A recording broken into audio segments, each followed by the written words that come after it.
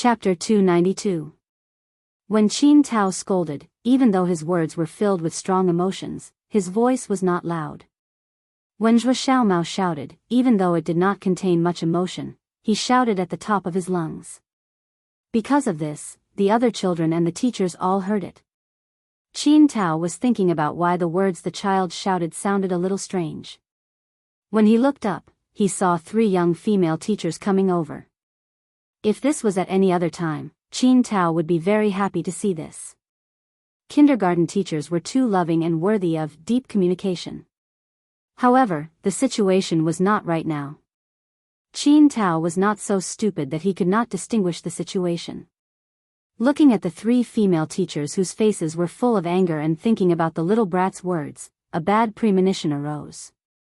Teacher Xiaobai originally saw Zhuo Kitten talking to her brother Black, as usual, so she did not interfere. They were already used to this kind of situation, and the child's guardian also had a tacit attitude. Qin Tao's appearance made the teachers wary. Seeing that Zhuo Kitten and the black cat beside her did not do anything, they just watched. However, they did not expect to hear Zhuo Kitten shout such a thing. They thought that with Zhuo Kitten's obedience, she would definitely not know this kind of swear words. It was most likely that the strange man who taught her this, so they ran over angrily. Teacher Xiaobai did not wrongly accuse people when the matter was not clear. She even asked Zhuo Kitten what happened just now. Zhuo Kitten very honestly and very carefully repeated Qin Tao's words just now. After hearing this, the 3 teachers were furious. How could this be?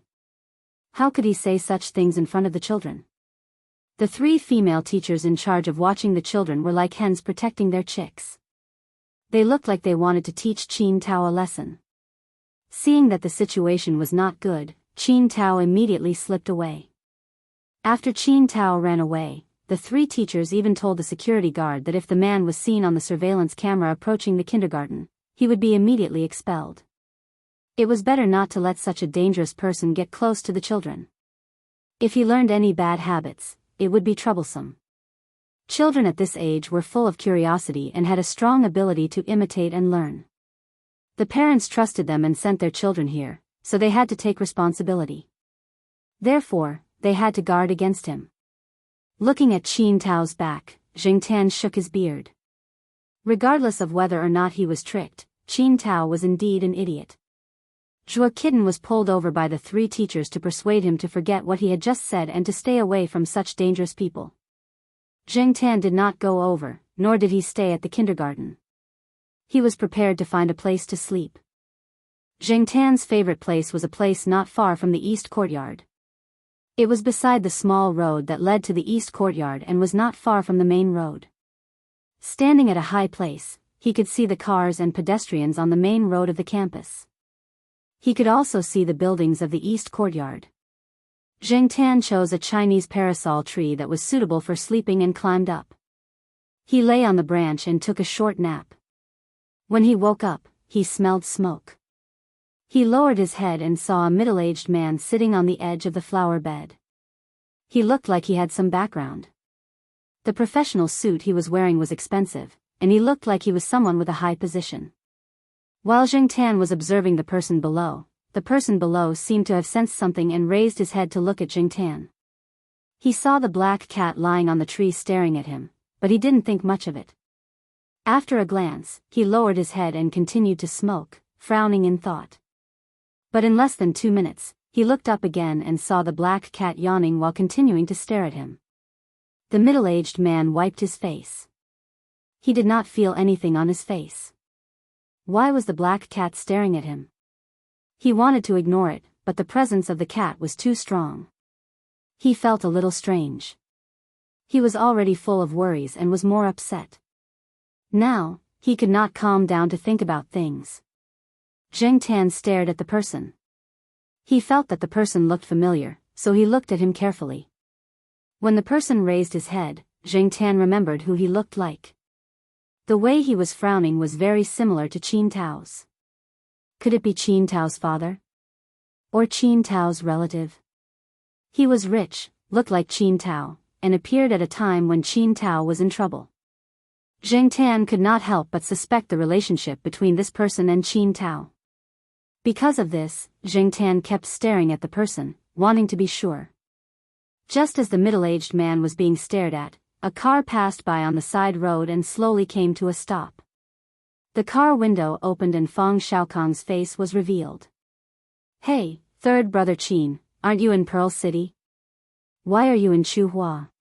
Fang Xiaokong asked. He just felt that the person on the side of the road looked like someone. When he got closer, it was true. The two of them were the third in the generation in the family. Their families had some friendship.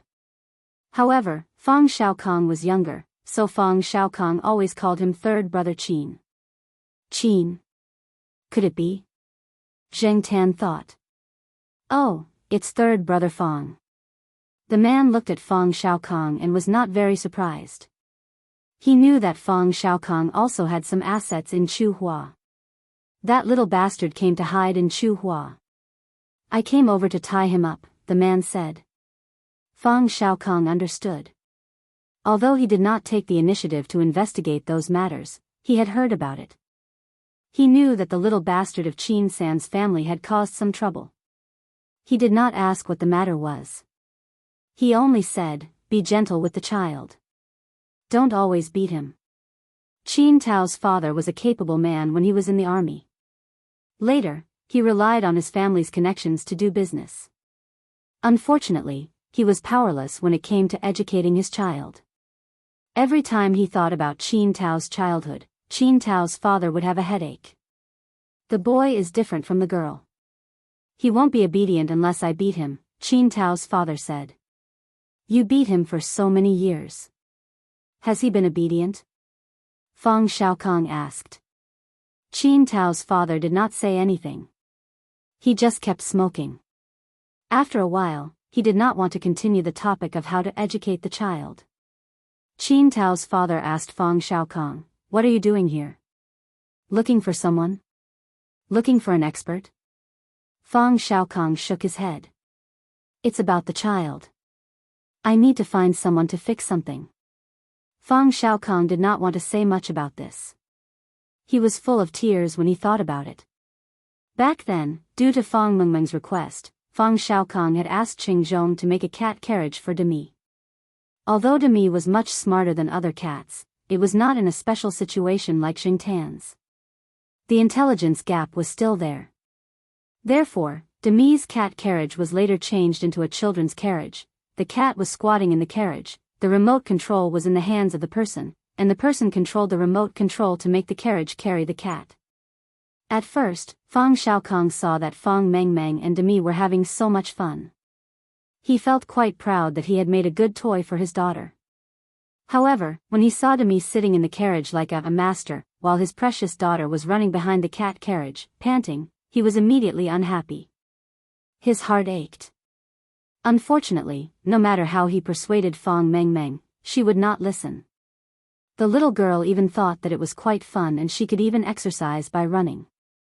The third master Fang regretted getting the cat carriage. Unfortunately, he had asked Qing Zhong to make Demi's cat carriage of good quality.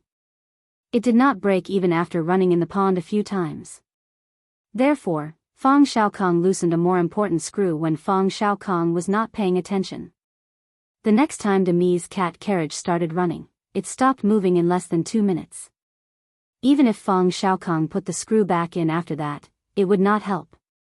Originally, Fang Xiaokong was quite happy.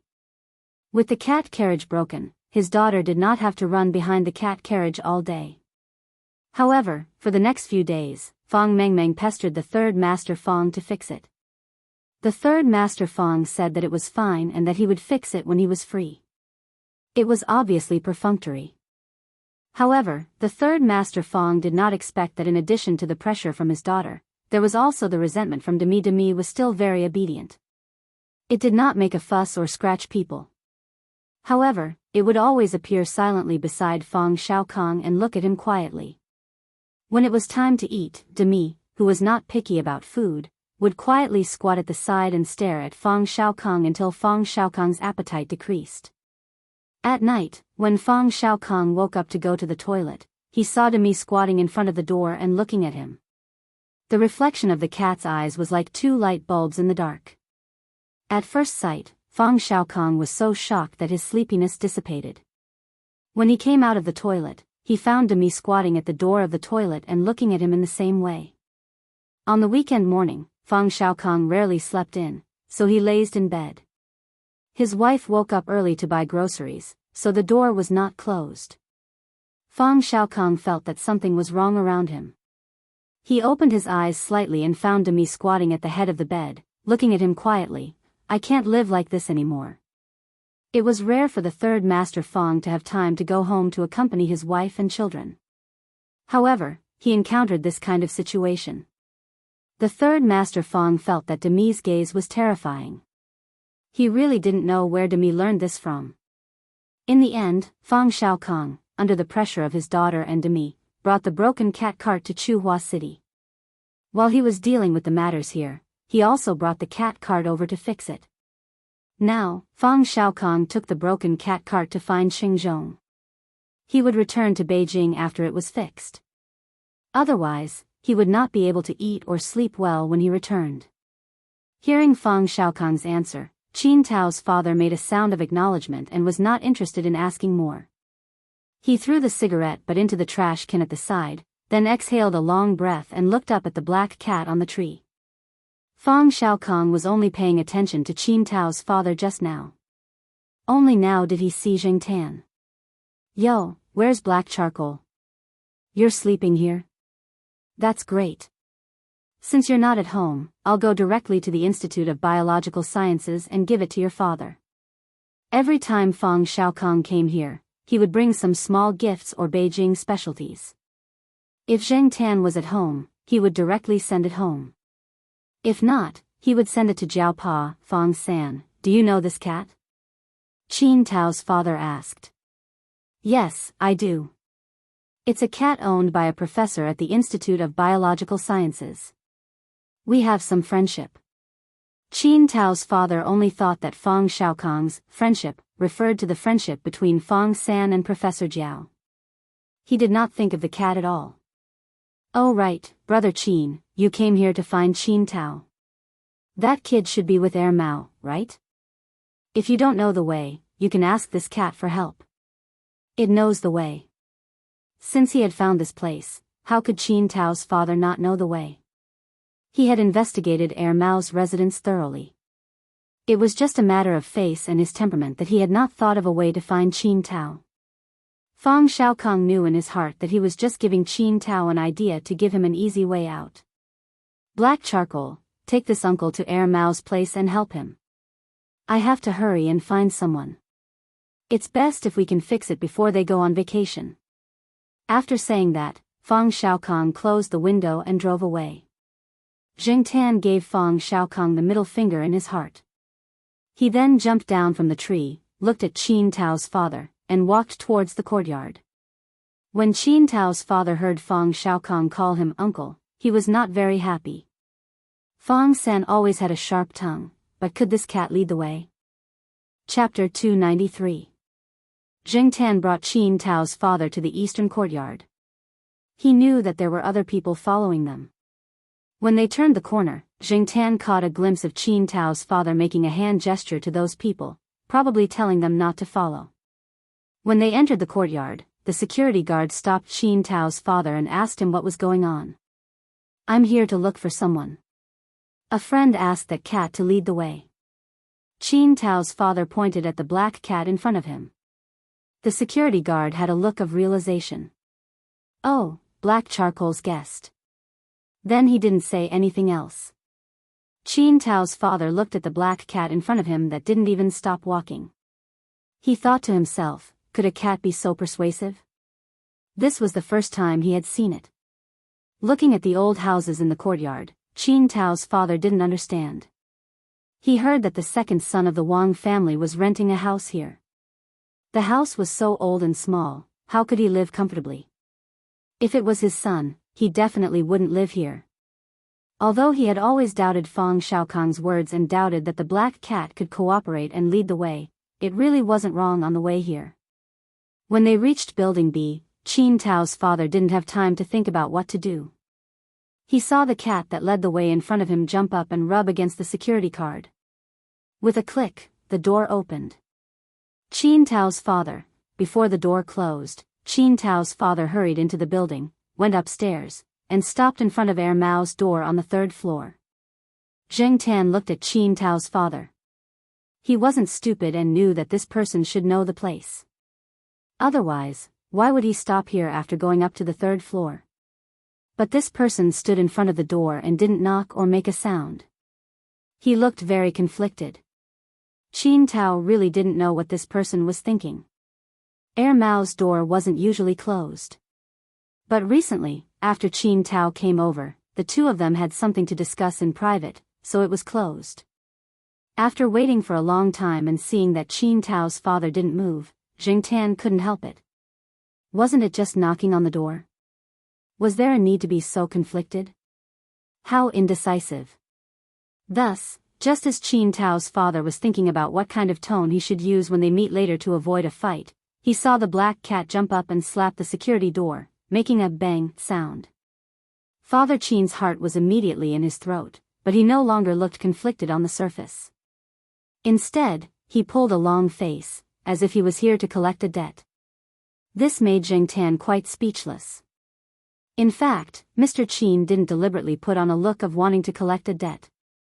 It was just a reflex. Perhaps he didn't even know what kind of expression he had on his face. In the room, Mao was talking to Qin Tao about the results of further investigation and countermeasures. Hearing the door open, he went to open the door with slippers and a particularly childish cartoon cotton pajamas with a bird's nest hairstyle. Usually, it would be the black cat who knocked on the door in this way, so Mao didn't think too much about it. When the door opened and he saw the person at the door, Mao forcefully swallowed the words that he wanted to say to Zheng Tan. His face twitched, and he thought to himself, "It's over. That's stupid." Qin Tao originally wanted to ask Mao why that stupid cat was here, but when he looked up and saw his father standing at the door, he changed the word cat to goods before he could finish his sentence. He even said to Father Qin in a very bad tone, "What are you doing here? Why are you so free? Is your company bankrupt?" Mao stood at the door and covered his face. Although he wanted to have a good talk with Qin Tao, Father Qin's face immediately darkened when he heard that. He said sternly, "Are you done? If you're done, then go back." Zheng Tan stood behind Mao and saw the father and son arguing. Just when Mao and Zheng Tan thought that the two were going to start fighting, one was thinking about how to stop them and the other was thinking about escaping immediately, Father Qin was silent for a while. Then, he asked Qin Tao to go out and talk. At first, Qin Tao didn't want to go out. He suspected that if he went out, he would be tied up by his father's bodyguards. Although he already had the intention to go back, he definitely didn't want to go back in such a humiliating way. After confronting Father Qin for 3 minutes, Qin Tao still followed them out. There were many things that couldn't be avoided even if one wanted to. If they really wanted to tie someone up, hiding here would still bring them back. After the father and son went downstairs, Mao said to Zheng Tan, "Black Coal, please go and take a look. If you see that something is wrong, come and find me immediately." Mao didn't dare to casually follow them. When Qin Tao's father left, he gave Mao a warning look, telling Mao not to interfere. Based on Mao's understanding of Qin Tao's father, there was an 80% chance that he would beat him up. When it came to fighting, Qin Tao wasn't as good as his father. Although Qin Tao looked strong, it was all from training in the gym. It was all for the sake of picking up girls. It was all for show. On the other hand, Father Qin used to be a real fighter. Therefore, since young, Qin Tao couldn't resist his father even if he wanted to. Thinking about Qin Tao, who was probably going to suffer another tragedy, Mao shook his head and went back to the house to see if there were any relevant drugs. Zheng Tan was already curious. After hearing Mao's words, he immediately followed. The father and son walked along the path that Zheng Tan had met Father Qin. Neither of them spoke. The bodyguards following them were also stopped by Father Qin.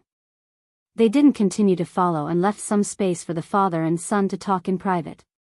After discovering this, Qin Tao breathed a sigh of relief. It seemed that he didn't have to be tied up for the time being. The two of them kept silent and walked forward one after the other. Jing Tan followed behind and wondered if the two of them had forgotten where they were going. They walked until they reached the side of a forest. At this time, there was no one else here. He could see if there were other people nearby. Qin Tao didn't want to walk anymore and stopped by a tree. If you want to say something, just say it. It's tiring to walk. In order to get rid of the effects of the drugs as much as possible, Qin Tao cooperated with the people that Mao found to treat him for a few days. He got tired easily, but his mood was much better. He wasn't as irritable as before. Father Qin didn't know the reason. He was just dissatisfied with Qin Tao's poor physical strength. He thought that Qin Tao's performance was the result of excessive indulgence. The words that came out of his mouth weren't very nice. Therefore, Jing Tan saw the two of them start to quarrel again. There were no outsiders around, so the two of them quarreled whenever they wanted to. They didn't have to worry about anything. Jing Tan squatted on a tree not far away and watched the two of them fight after a few words. Qin Tao fought back and accused his father of following him. Otherwise, how could he have found Mao? Father Qin denied it as he beat him up. He didn't follow him. He was only brought there by a cat.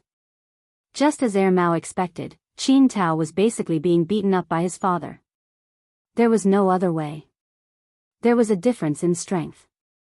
However, Jing Tan saw that although Qin Tao's father seemed to be beating him fiercely, every hit only hurt a little. He didn't really break Qin Tao's bones or suffer internal injuries. He didn't know if Qin Tao's father had the principle of not hitting a child in the face. There really wasn't any trace of being beaten on Qin Tao's face. Jing Tan looked at the father and son and thought, this should be considered domestic violence, right? Qin Tao probably suffered domestic violence since he was young. How pitiful. When Qin Tao's father was beating him, he hesitated because Qin Tao said that he had found the culprit. He was pushed hard by Qin Tao. When he stepped back, he coincidentally stepped on a protruding lawn tile.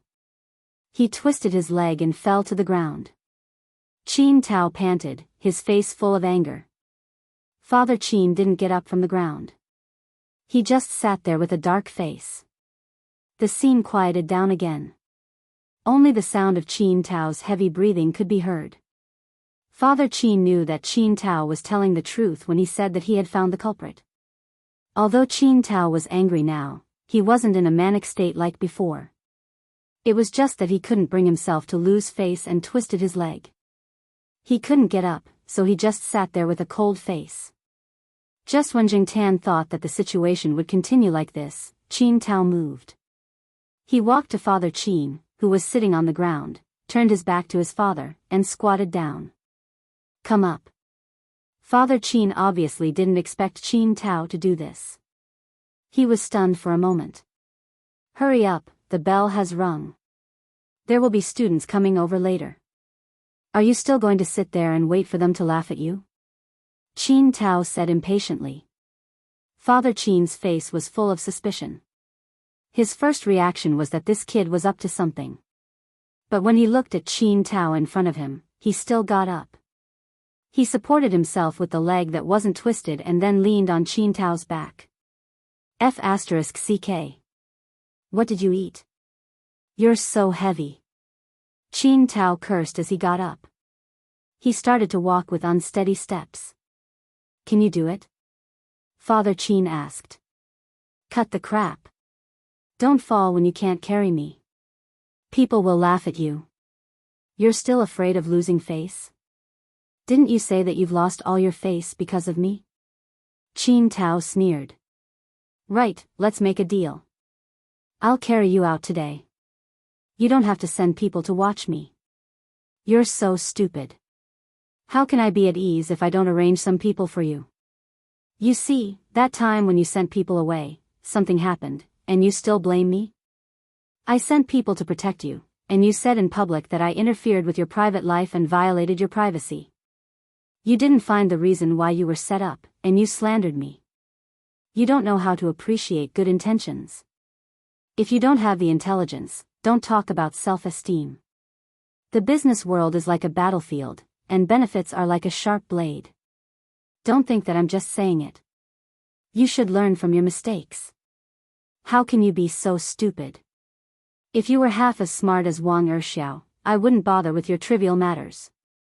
Father Qin still wasn't appeased. He slapped Qin Tao's head. You're so stupid. Zheng Tan saw it clearly. Although Father Qin's movements were vigorous, he didn't use much strength when he slapped Qin Tao's head. As for the Wang Erxiao that Father Qin mentioned, he seemed to be referring to Air Mao. Qin Tao staggered as he spoke while panting. I'm warning you. If you slap my head again, I'll leave you here. Really, the older you get, the more annoying you are. You're even more annoying when you're old. That won't happen. When I'm old, I definitely won't be as annoying as you are. You won't understand until you're my age. You won't know what it's like to be old until you're old. You should let Grandpa hear what you just said. I wonder if Grandpa will whip you out. Hey, I suddenly remembered that you can call someone to come and carry you. I didn't bring my phone. Bullshit. I saw it just now. In the winter, the leaves on some deciduous trees had withered and become sparse. There were also some evergreen trees in the forest. A small path passed through the intertwined yellow and green forest. Zheng Tan lay on a tree and watched Qin Tao carry his father on his back and stagger forward along the green lawn tiles. Suddenly, Zheng Tan felt that Qin Tao wasn't pitiful anymore. Instead, he felt a little envious. Beep beep beep, the familiar sound of a horn drew Zheng Tan's attention. He looked over. Professor Jiao, who had just finished reporting his account at the finance department and was about to take the shortcut home, passed by on his scooter. He glanced around and saw the black cat on the tree. Black charcoal, what are you looking at? Chapter 294. It was said that doing the same thing every day at the same routine would make time pass very quickly. Zheng Tan thought so too. Eating, sleeping, walking, and occasionally watching the fun and eavesdropping on some gossip. When he looked at the calendar again, he realized that the days had passed without him noticing. Zheng Tan lay on top of a tall sycamore tree on the main road of the school. The dense leaves blocked the sunlight from above. It wasn't hot, and the breeze made him sleepy. From the new year to the start of school, until the summer break, half a year had passed in the blink of an eye. Speaking of which, many things had happened in the past half a year. Air Mao and Gong Qin got married. Although they bought another house in Chuhua City, they still lived in the courtyard most of the time. Black rice had always been brought along. Even though many people in Air Mao's family objected, Gong Qin and Air Mao didn't mind. Now, wherever Air Mao and his wife went, black rice followed. The good thing was that black rice didn't go out much. Whether it was in the courtyard or in the house Air Mao bought, it was still used to it and didn't make a fuss. Little Pomelo participated in the preliminary round of the Cup of Hope in mid-March. Then, she entered the finals in April and won the first prize. Little Pomelo put the medal and certificate in a drawer. She didn't take them out to show off. There were many children in the courtyard who had won similar prizes.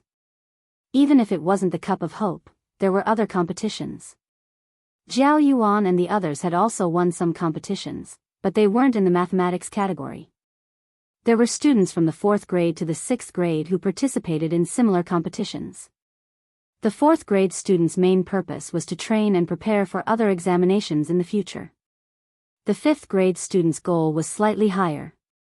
As for the 6th grade students like Little Pomelo, most of their participation in the competition was combined with the junior high school entrance examination. In the recruitment of some key high schools, medals from competitions such as the Cup of Hope were considered as important stepping stones. A medal from a competition would undoubtedly give one a huge advantage in the junior high school entrance examination. It was also because of this that many parents began to enroll their children in all kinds of tutoring classes when they were still in 2nd or 3rd grade, regardless of whether their children were willing or not. Jiao Pa, Jiao Ma, and Jiao Yuan did not spend much time teaching their children. Whether it was Jiao Yuan or little Pomelo, the two children were very hardworking. When Jiao Yuan won the award, many schools called to recruit him. Jiao Yuan felt that those schools were too far away, too troublesome, and did not have much freedom. Therefore, he, Suan, and the others all chose the nearest school. This time, it was the same for little Pomelo. Speaking of little Pomelo entering middle school, it was time to talk about Jiao Yuan entering high school. In the blink of an eye, the two children who were still in elementary school when Jingtan came were now in middle school. Jiao Yuan and the rest sent their friends to Tsinghua University-affiliated high school. However, they would have to stay on campus in the future. The affiliated high school was a little far from here. By then, Jingtan would no longer hear the voices of Jiao Yuan and the others who were going through puberty. For little Pomelo and Jiao Yuan, this was a significant summer break. Jiao Pa had already made arrangements for this summer break. Jingtan eavesdropped on Jiao Pa and Jiao Ma's conversation one night. They were talking about the summer break. During this holiday, Jiao Pa would bring Jiao Yuan and little Pomelo to Nanhua City and Nanqing to play. Since the second half of last year, Yuan Zi had been flying back and forth between Nanhua City and Tsinghua City. He had decided to open a branch company in Nanhua City. Now that he had a foundation and confidence, he could return to Nanhua City and make use of the connections left behind by his old man. It wouldn't be too difficult to set up a branch company, but it would be difficult to travel back and forth. After the new year, Yuan Zi came to visit. Jingtan noticed that Yuan Zi had lost a lot of weight and was also a lot darker. However, he was in good spirits and was full of fighting spirit. After the new year, every time he flew to Nanhua City, he would go to various colleges and universities to recruit talents. He heard that he had signed a lot of good seedlings for this year's graduation season. This time, Jiao Pa went to Nanhua City not only to check on the situation of the branch, but also to run a few projects with Yuan Zi. He also wanted to visit a few teachers from the past. All these years, Jiao Pa had only contacted them via email or phone. He did not visit them personally. This time, he also wanted to visit a few of them. They were all good friends with Yuan Zi's father. They were old professors who took good care of Jiao Pa and Yuan Zi. Of course, there were also some classmates that he had not seen for a few years, so he wanted to visit them. When Jingtan knew that he had to go to Nanhua City and Nanqing, he felt very complicated. He thought that he would never go there again. He did not expect that he would have the opportunity to go there again. When he went there, he was completely passive. There were all kinds of dangers and he had to wander around. He was almost chopped up and made into soup. This time, it was different. He went there with the Jiao family for fun. When he thought about it, Jingtan was looking forward to it. He jumped down from the tree and ran towards the courtyard. Jingtan saw that in the shade of the courtyard, a few children were surrounding a middle-aged teacher. They were asking him something. Among the children standing there were little Pomelo, her classmates Ulisha and Xia Xian. They were probably discussing the questions they encountered during the competition. Jingtan knew the teacher. He taught mathematics and liked to give lessons to the children in the courtyard. Sometimes, when he was enjoying the shade in the courtyard, he would discuss with the middle school students the various solutions to certain questions in a competition. Many of the solutions were difficult to come up with, and the children learned a lot from his lectures. However, when many of the children in the courtyard were asked if they would choose mathematics in the future, they would basically say no. The reason was that there was no Nobel Prize for mathematics. Jingtan had once heard the children talk about the reason. The Nobel Prize had been awarded for physics, chemistry, physiology, medicine, and other fields, but there was no award for mathematics, which was an important subject. There were several rumors about this, but the children in the courtyard were more inclined to the first one. That was, Nobel had been poached by a mathematician, and Nobel's love life had been thwarted. Although this explanation wasn't considered credible, it would always be brought up first every time it was mentioned. Everyone had a gossipy heart. When they saw Jingtan, little Pomelo greeted the others and went home with Jingtan. Now that many schools were on holiday, they had not yet left for Nanhua City. The main reason was because of the Jiaopa. Since they were going to be away for a month, the Jiaopa had to arrange things here first. He had more and more graduate students and doctoral students under him. The projects and tasks on hand had to be assigned. Many of the graduate students did not have summer holidays, but the Jiaopa was not very strict. As long as they were efficient, had a reasonable schedule, and completed the tasks on time, they could still have a holiday if they wanted to. However, since it was summer, most students preferred to stay in the air-conditioned study room and do experiments in the lab. Then, they would go to the study room of their research group to enjoy the air conditioning and surf the net. They would also throw a watermelon into the ice machine and wait for the ice to be served. Exin and the others were like that. Before Zheng Tan left with the Jiao family, he met Zhuo Xiaomao. That little brat would be brought around to play during the holidays. This time, he followed Zheng and the others to the north to avoid the summer heat. Zheng brought a few students to a research institute in the north for a project exchange. Zhuo Xiaomao simply followed them to play. In the middle of July, the Jiaopa arranged the things at hand and drove the family to Nanhua City. Zheng Tan moved his neck. He was not used to wearing the cat tag all day long. But in Nanhua City and other places, he had to be careful. On the way, he saw a few restaurants that served cat and dog meat. Not only Zheng Tan, but the rest of the Jiao family also reminded Zheng Tan a few times. In the past, they always told Zheng Tan not to cause trouble wherever he went. This time, they told Zheng Tan not to wander around. Yuan Zi had a duplex apartment in Nanhua City. But after he went to Chuhua City to develop his business, he rented out the apartment. Last year, he came back and renovated the apartment. He wanted to live in it. After he opened a branch office here, he would definitely travel frequently. This way, he would have a place to stay. There are a lot of empty rooms. You guys can stay as you see fit. Yuan Zi gave a bunch of keys to the Jiaopa. His wife and children did not come with him. Living alone was quite empty and lonely. But now, there were more people. When Yuan Zi and the Jiaopa went to discuss the branch office here, the Jiaoma brought the Jiao Yuan and little Pomelo to tidy up the room. Zheng Tan walked around the house and found a black cat statue in the place where the god of wealth statue was supposed to be. What was even worse was that the cat had a cat tag around its neck. The cat tag had the words, black charcoal, engraved on it. Every time Yuan Zi went to the Jiao family and saw Zheng Tan, he would worship the statue. At first, Zheng Tan would throw a tantrum and want to kick Yuan Zi. But after a while, he became numb to it and ignored it. But when he thought about Yuan Zi burning incense and worshipping the cat statue, Zheng Tan felt uncomfortable. He could only sigh. There were so many funny people. After dinner, Yuan Zi and the Jiaopa drove to the University of Nanhua. Today, they had an appointment with two of their old classmates.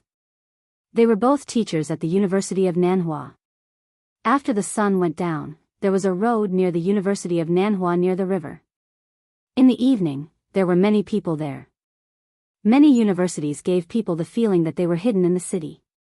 Chuhua University was like this, and so was the University of Nanhua. The campus was very quiet. But when they came out, they could see the bustling city at night.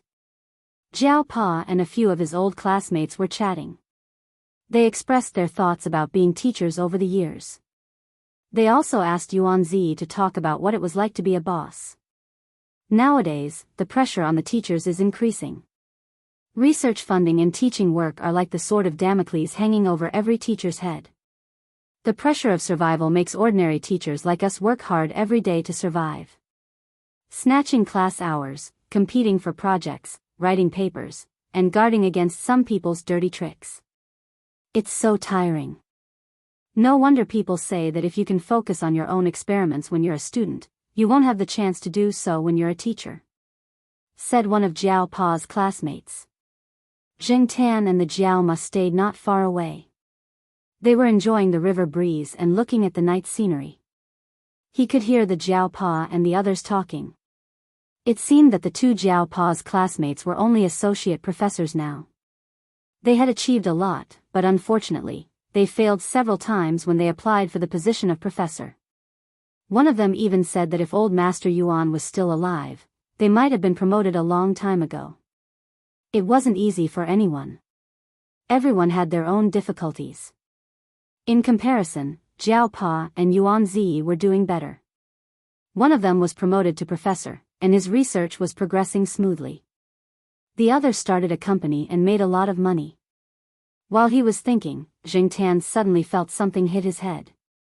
It didn't hurt. It was just a soft ball-shaped toy. Jing Tan looked around. His gaze stopped on a 5 or 6-year-old boy.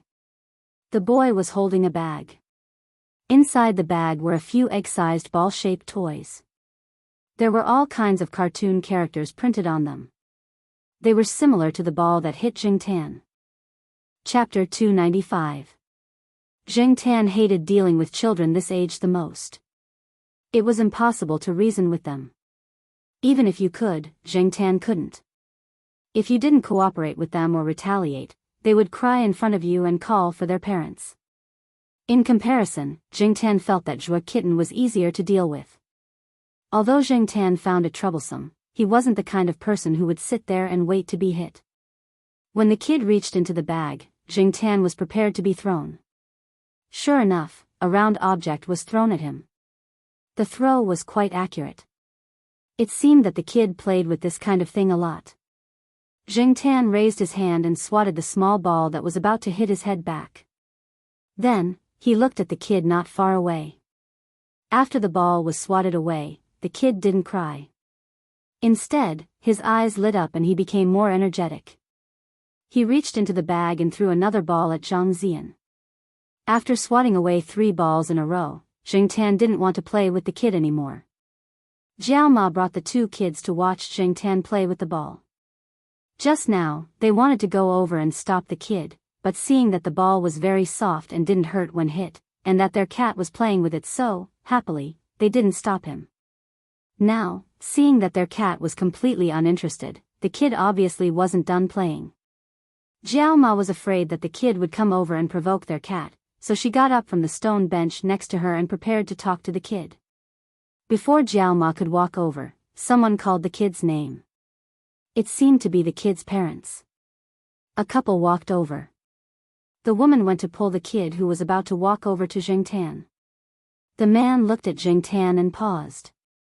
Then, his gaze swept over to Jiao Ma and her group. He seemed a little confused and unsure. He went forward and asked, "Are you from Professor Jiao's family?" Jiao Ma looked at the person in front of her. He was a little unfamiliar. Even if she had seen him before, she wouldn't have any impression of him. However, seeing that this person didn't seem difficult to get along with, she smiled politely and replied. When the man heard this, he knew that he was not mistaken. The smile on his face deepened. "It really is you." Jing Tan thought the man looked familiar, but he couldn't recall who he was. Now that he heard the man introduce himself to Jiao Ma, he remembered that he had met this man named Jing Xian when he went back to his hometown in Jiao Pa for Chinese New Year. This man even gave Jiao Pa a business card. Jing Tan remembered this man because he worked in Nanchang and also because he had the same surname as Jing Tan. Now that he thought about it, it was fate that brought them together. Jing Xian brought his wife and child to Nanhua City to attend a relative's wedding. He didn't expect to bump into someone from the Jiao family. Every year, he would go back to his hometown to pay his respects. Except for that one time when he bumped into someone from the Jiao family, he always came and went in a hurry. He didn't bring the elderly or children with him. However, he had heard about the Jiao family. After all, Professor Jiao was one of the more frequently praised by the elderly in that area. In the hearts of some of the more traditional elders, a university professor had a higher status than some businessmen. Therefore, whenever there was a famous person in the surrounding villages, Jing Xian would hear about Professor Jiao. It was just that he had never met him. Jing Xian had a good memory. Even if he didn't remember what the people from the Jiao family looked like, he still remembered the special black cat that always hung out with the Jiao family. One of the reasons why his child especially liked to play with cats after returning to Nanching was because the black cat in the Jiao family left an impression on his child. From Jiao Ma, Jing Xian knew that Professor Jiao was also nearby. Jing Xian decided to stay here for a while and wait for Professor Jiao to come back so that they could chat. After all, they were from the same hometown. In Nanhua City, it wasn't difficult to meet people from the same hometown. However, it wasn't so easy to meet people from the same hometown who had some social status. Since they all knew each other and were from the same hometown, Jing Xian asked his wife and children to come over and sit for a while. Jing Xian's son, the little kid who threw the ball at Jing Tan, kept staring at Jing Tan. It seemed like he was constantly thinking of taking the ball out of the bag to play with Jing Tan. Jing Tan ignored him. He didn't even look at the little kid. With Jiao Ma, Jiao Yuan, and little Pomelo here, he wasn't afraid that the kid would throw things at him. Not long after, the Jiao Pa and the others walked over while chatting. Jing Tan didn't expect that Yuan Zi and Jing Xian also knew each other. As soon as they met, they greeted each other with Mr. Yuan and Mr. Zheng. Knowing that Jing Xian and the Jiao Pa were from the same hometown, Yuan Zi was happy. With this level of relationship, and seeing that Jing Xian didn't have any intention of alienating him, there should still be room for negotiation for the business deal that didn't go through last week. Thinking about this, Yuan Zi looked at the black cat that was squatting by the river and enjoying the night view. Just now, Jing Xian had said that they were going to go back directly. However, when they turned around, they realized that their child had run away. When they came over, they realized that their child was playing with the Jiao family's cat. Only then did they recognize the Jiao family. Thinking about this, Yuan Zi sighed in his heart. He was indeed a lucky star. Therefore, when Yuan Zi was happy, he started shaking. His intermittent amnesia acted up, and he forgot Jing Tan's name. When he introduced Jing Tan to his former university classmates, he said, "This is Ming Xing's moneymaker." This made the Jiao Pa's university classmates think that Jing Tan's name was Moneymaker.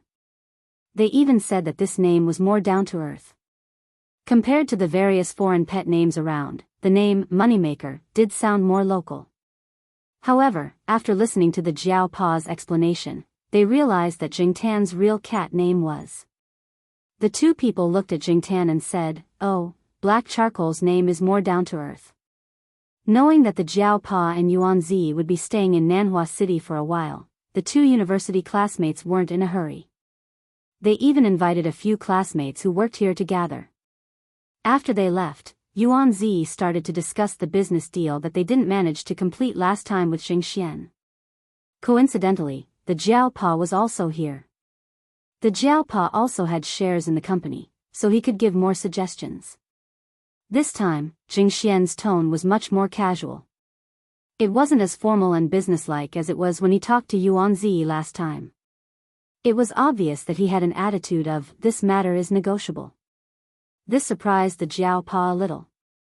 After all, for many businessmen, friendship was friendship, business was business. It was very separate. Today, Jing Xian showed this attitude in order to get acquainted with the Jiao Pa and Yuan Zi. Although Jing Xian came from a humble background, he was still quite capable to be able to work his way up to where he was now.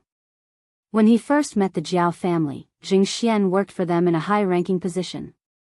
Later, he became his own boss. His company was in Nanching. After 2 years, the company had been running quite well. Otherwise, Yuan Zi wouldn't have approached him. He also had his own way of dealing with people. "I'm going back to Nanching tomorrow. I can't leave the company. Why don't Professor Jiao and Mr. Yuan come to Nanching for a meal?" Jing Xian said. "Sure, we'll make a trip to Nanching next week. I just don't know if Mr. Zheng will be free then," Yuan Zi said with a smile. "You have to make time even if you don't have time. I'll wait for you in Nanching then." Jing Xian's phone rang. He didn't continue chatting with the Jiao Pa and the others. After saying goodbye, he took out his phone to talk to someone. At the same time, he also called his wife and children to leave. Jing Tan had been listening since they talked about Nanching. When he heard Jing Xian mention the place where his company was, Jing Tan was very familiar with it. It was an area filled with commercial office buildings. Jing Tan used to go there often in the past because Jing Tan's father's company was also in that area. Therefore, Jing Tan decided to be thick-skinned and go there with the Jiao Pa and Yuan Zi when the time came. Jiao Ma and the two children wouldn't stay in Nanjing for long. After playing in Nanhua City for a few days, Jing Tan was absent-minded. Jiao Ma thought that Jing Tan was not acclimatized to the place. Little did she know that Jing Tan was already very familiar with this place. Although he used to live in Nanjing, he had been to Nanhua City many times. How could he not be acclimatized? It was just that Jing Tan's heart was always thinking about going to Nanjing. Every day, he counted the days with his fingers. Finally, it was the day of departure. Jing Tan was so excited the night before that he didn't sleep. He didn't sleep in the car either. He just looked at the familiar scenery outside the window. The last time he came to Nanjing as a cat, Jing Tan was a vagrant. He secretly took a pickup truck and sneaked out of the car. He couldn't see the light of day. He was so dirty that he didn't have a good place to take a bath. He took a cold bath in a fish pond in the neighborhood. At that time, he didn't have an ID card. Jing Tan even snatched a noble and elegant Persian cat's cat tag and wore it himself. Thinking back to his vagrant life, he was really careful at every step. He was really frightened by the experience and knowledge of the cat meat restaurants. At that time, Jing Tan was almost chopped up and made into soup. But now, Jing Tan appeared in this city openly. Looking at the streets of Nanjing, Jing Tan suddenly wanted to shout, "I'm back." Unfortunately, he couldn't. In Nanjing, they could only stay in a hotel. Jing Tan started his days of hiding in the backpack again. Fortunately, he only had to do it twice a day. On the second day of their arrival in Nanjing, Jiao Ma took the two children to find a classmate that she had contacted. She asked Jing Tan to come with her. Jing Tan turned his head and didn't want to go. He pretended not to hear Jiao Ma's words and stayed in Yuan Zi's car. The Jiao Pa's car might be driven by Jiao Ma, but Yuan Zi would definitely drive to Jing Xian's company. So, Jing Tan lay in Yuan Zi's car. Oh, it doesn't want to go. Later, it can follow us to eat a big meal. Nanjing is not so bad that there's no restaurant for pets. Yuan Zi didn't care. Besides, he was quite happy about this situation. It meant that he might be lucky today. The Jiao Ma had no choice, and the Jiao Pa didn't say anything, so they let Jing Tan do what he wanted. Jing Xian didn't have any objection to the Jiao Pa taking Jing Tan. After the three finished talking, it was time for dinner. After looking at his watch, Jing Xian said to the Jiao Pa and Yuan Zi, "Today, I'll take you to a good place. The dishes there will definitely make you forget to go back. Oh, you can also bring pets there. It's okay as long as you take care of them." Jing Xian took the Jiao Pa and the others to a restaurant with a quaint architectural style, not a five-star hotel or a high-end Western restaurant. Jing Xian's car was in front, and he took them to the parking lot. Guqin House? Yuan Zi pointed to the three words at the door of the restaurant and said to the Jiao Pa next to him, "Am I right?" "Yes, it's Guqin House," the Jiao Pa replied. Jing Xian smiled. Many people think that Guqin House is a place to learn Guqin when they hear it. In addition, this place looks very stylish, so most people who come here for the first time will misunderstand. In fact, this is a place to eat. As for the name, Guqin is actually the name of the proprietress here. I heard that her ancestors were imperial chefs and have ancestral secret recipes. Anyway, I think the stir-fried cabbage here is better than other places. After eating it, I feel that other places don't taste the same. This place is often full. Every time, you have to book a few days in advance. Fortunately, I know the owner here and asked him to save a seat for me. Jing Xian took the Jiao Pa and Yuan Zi inside, and recommended the food here. Chapter 296. Although the Guqin House was a shop where pets could be brought in, it was also particular. Only people who booked a separate private room upstairs could bring in pets. Otherwise, there were so many tables downstairs and so many guests. If you brought in a pet, even if some people didn't mind, more guests would still have opinions. There would be people who would question the hygiene. Even if many areas were blocked by screens, the effect was limited after all. Therefore, Jing Xian took Jiao Pa and Yuan Zi directly upstairs and went to the reserved private room. It was difficult to book a seat in the Guqin house. It could be imagined how difficult it was to book a private room. Of course, the cost of a private room was many times higher than the lobby below. Because I know them, I can enjoy a discount every time I come here. After a pause, Jing Xian said with some pride, it is also more preferential than the members. The people in the private room next door were quarreling for some reason. The noise was very loud, and they couldn't hear it clearly. However, this also showed that the soundproofing effect here was good. When the window was pulled, the door was closed, and the air conditioner was turned on. As long as they didn't yell, the people next door couldn't hear it. The bamboo-like menu was delivered. Jing Xian introduced the signature dishes and specialties here to Jiao Pa and Yuan Zi. As for Jing Tan, he sat on a small chair next to the window and looked at the people coming and going downstairs outside the window. The quarrel next door became more intense. A Guqin house dining bowl was thrown out and fell to the ground on the first floor, breaking into pieces. Jing Tan remembered this place. His father often came here before. Every time he came, he would not be alone. Sometimes he would bring several lovers, and sometimes he would come with some acquaintances from the mall. Of course, the former was mostly the case. The integrity was just like the ceramic bowl thrown out by the guests in the private room next door and smashed to the ground. It was broken into pieces. Jing Tan also came here twice. One time was to eat here, and the other time was to slap his father's little lover. Complaining about his father's glorious deeds, in his heart, Jing Tan thought about the time when he came here to catch the adulterers. Suddenly, his eyelids twitched. Jing Tan remembered why he felt strange when he came here and heard the name of the Guqin house. He had a deep impression of this place, not because his father and his lovers often came here for dinner. After all, his father had many places to show his lovers how romantic they were. Lovers with different temperaments and styles would be brought to different places to have fun. Jing Tan had a deep impression of this place because he remembered what he had seen when he came to quarrel with his father. It wasn't anything good, and he couldn't remember the exact time. Forget it, let's not think about it anymore. Jing Tan felt that his luck would not be so good. It was rare for him to come here, so how could he coincidentally encounter such a thing? Yawning, Jing Tan leaned against the window and continued to look down. His ears were also listening to the Jiao Pa's conversation.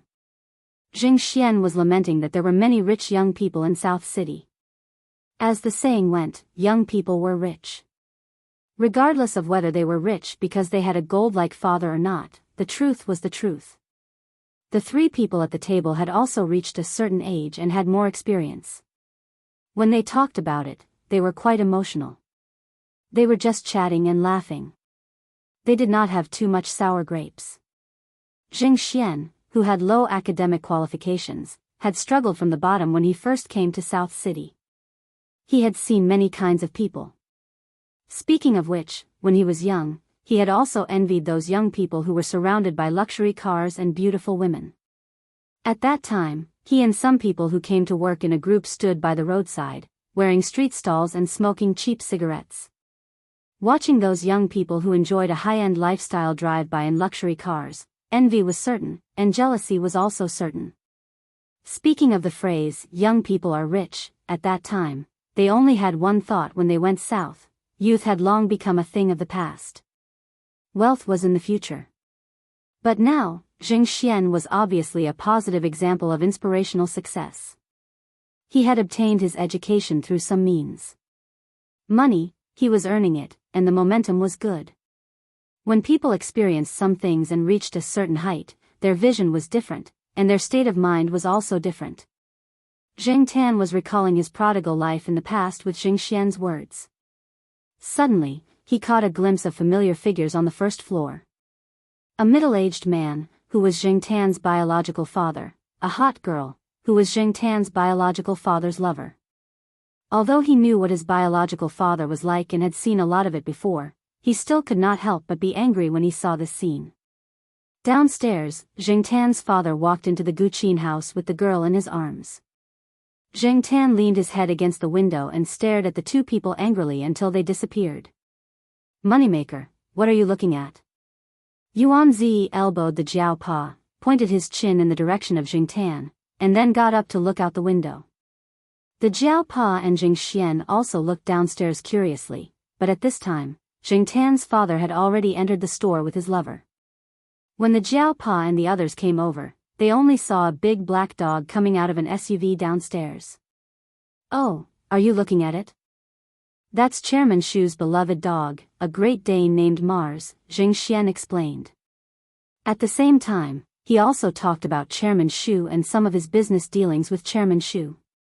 "That's not right." Yuan Zi's focus was not on Chairman Shu and how awesome his company was, but on the Great Dane. "My friend also has a Great Dane, but it doesn't look like this." "How is it different?" The Jiao Pa had some understanding of cats because he had a cat at home. As for dog breeds, he only knew a little about them. Jing Tan's attention was also diverted by their conversation, and he looked at the Great Dane. Unfortunately, he didn't know much about dogs, and the only breeds he was familiar with were the ones he had seen before, such as the Saint Bernard Huaxianwu, the bullhead terrier Niu Zhuangzhuang, the Chihuahua that always barked at the sheriff, and the three bloodline Sahara. He might have seen the Great Dane before, but Jing Tan didn't pay attention and didn't have an impression of it. Staring at the Great Dane downstairs, Yuan Zi clapped his hands. "I know, it's the ears. I knew it. My friend's Great Dane has erect ears, and it looks energetic and powerful.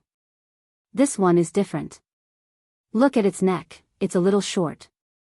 "Oh." Jing Xian suddenly understood. Because he had business dealings with Chairman Shu, he had spent time to understand him. He knew that Chairman Shu liked dogs, so he had done some research on dogs. Now that he heard from Yuan Zi, Jing Xian also knew the reason. "That's because Chairman Shu's Great Dane hasn't had ear-clipping surgery," Jing Xian explained. "Ear-clipping surgery?" "Well, it's just like how some dogs have their tails clipped. Many people also consider bringing their dogs to have their ears trimmed because of certain breeds of dogs. Originally, the ears of Great Danes are drooping. After the ears are clipped, they will grow into something like an erect shape. So, CEO Yuan, your friend's Great Danes should have had their ears clipped before. Tail clipping and ear clipping were very common among dogs. Some were done for the needs of the dog breed, such as to facilitate fighting or hunting. Many modern dog breeds had their tails clipped and ears clipped for aesthetic reasons. Sometimes, after getting used to seeing dogs with cropped ears and tails, people would habitually think that these dogs look like that. For example, in the eyes of some laymen, a Doberman with drooping ears and a long tail was not a proper Doberman. If you suddenly saw a Doberman with a drooping ear and a long tail on the street and told them that this was a purebred dog, they would definitely say, "Nonsense, are you kidding me?" Some breeders who had not had such surgery were too embarrassed to upload photos on the internet because they would be criticized. If they took the dog out for a walk, they would be pointed at, which was quite embarrassing. Now, some countries have banned this kind of surgery for dogs, but there are no restrictions in China. Now, there are many people in China who are arguing about this kind of surgery.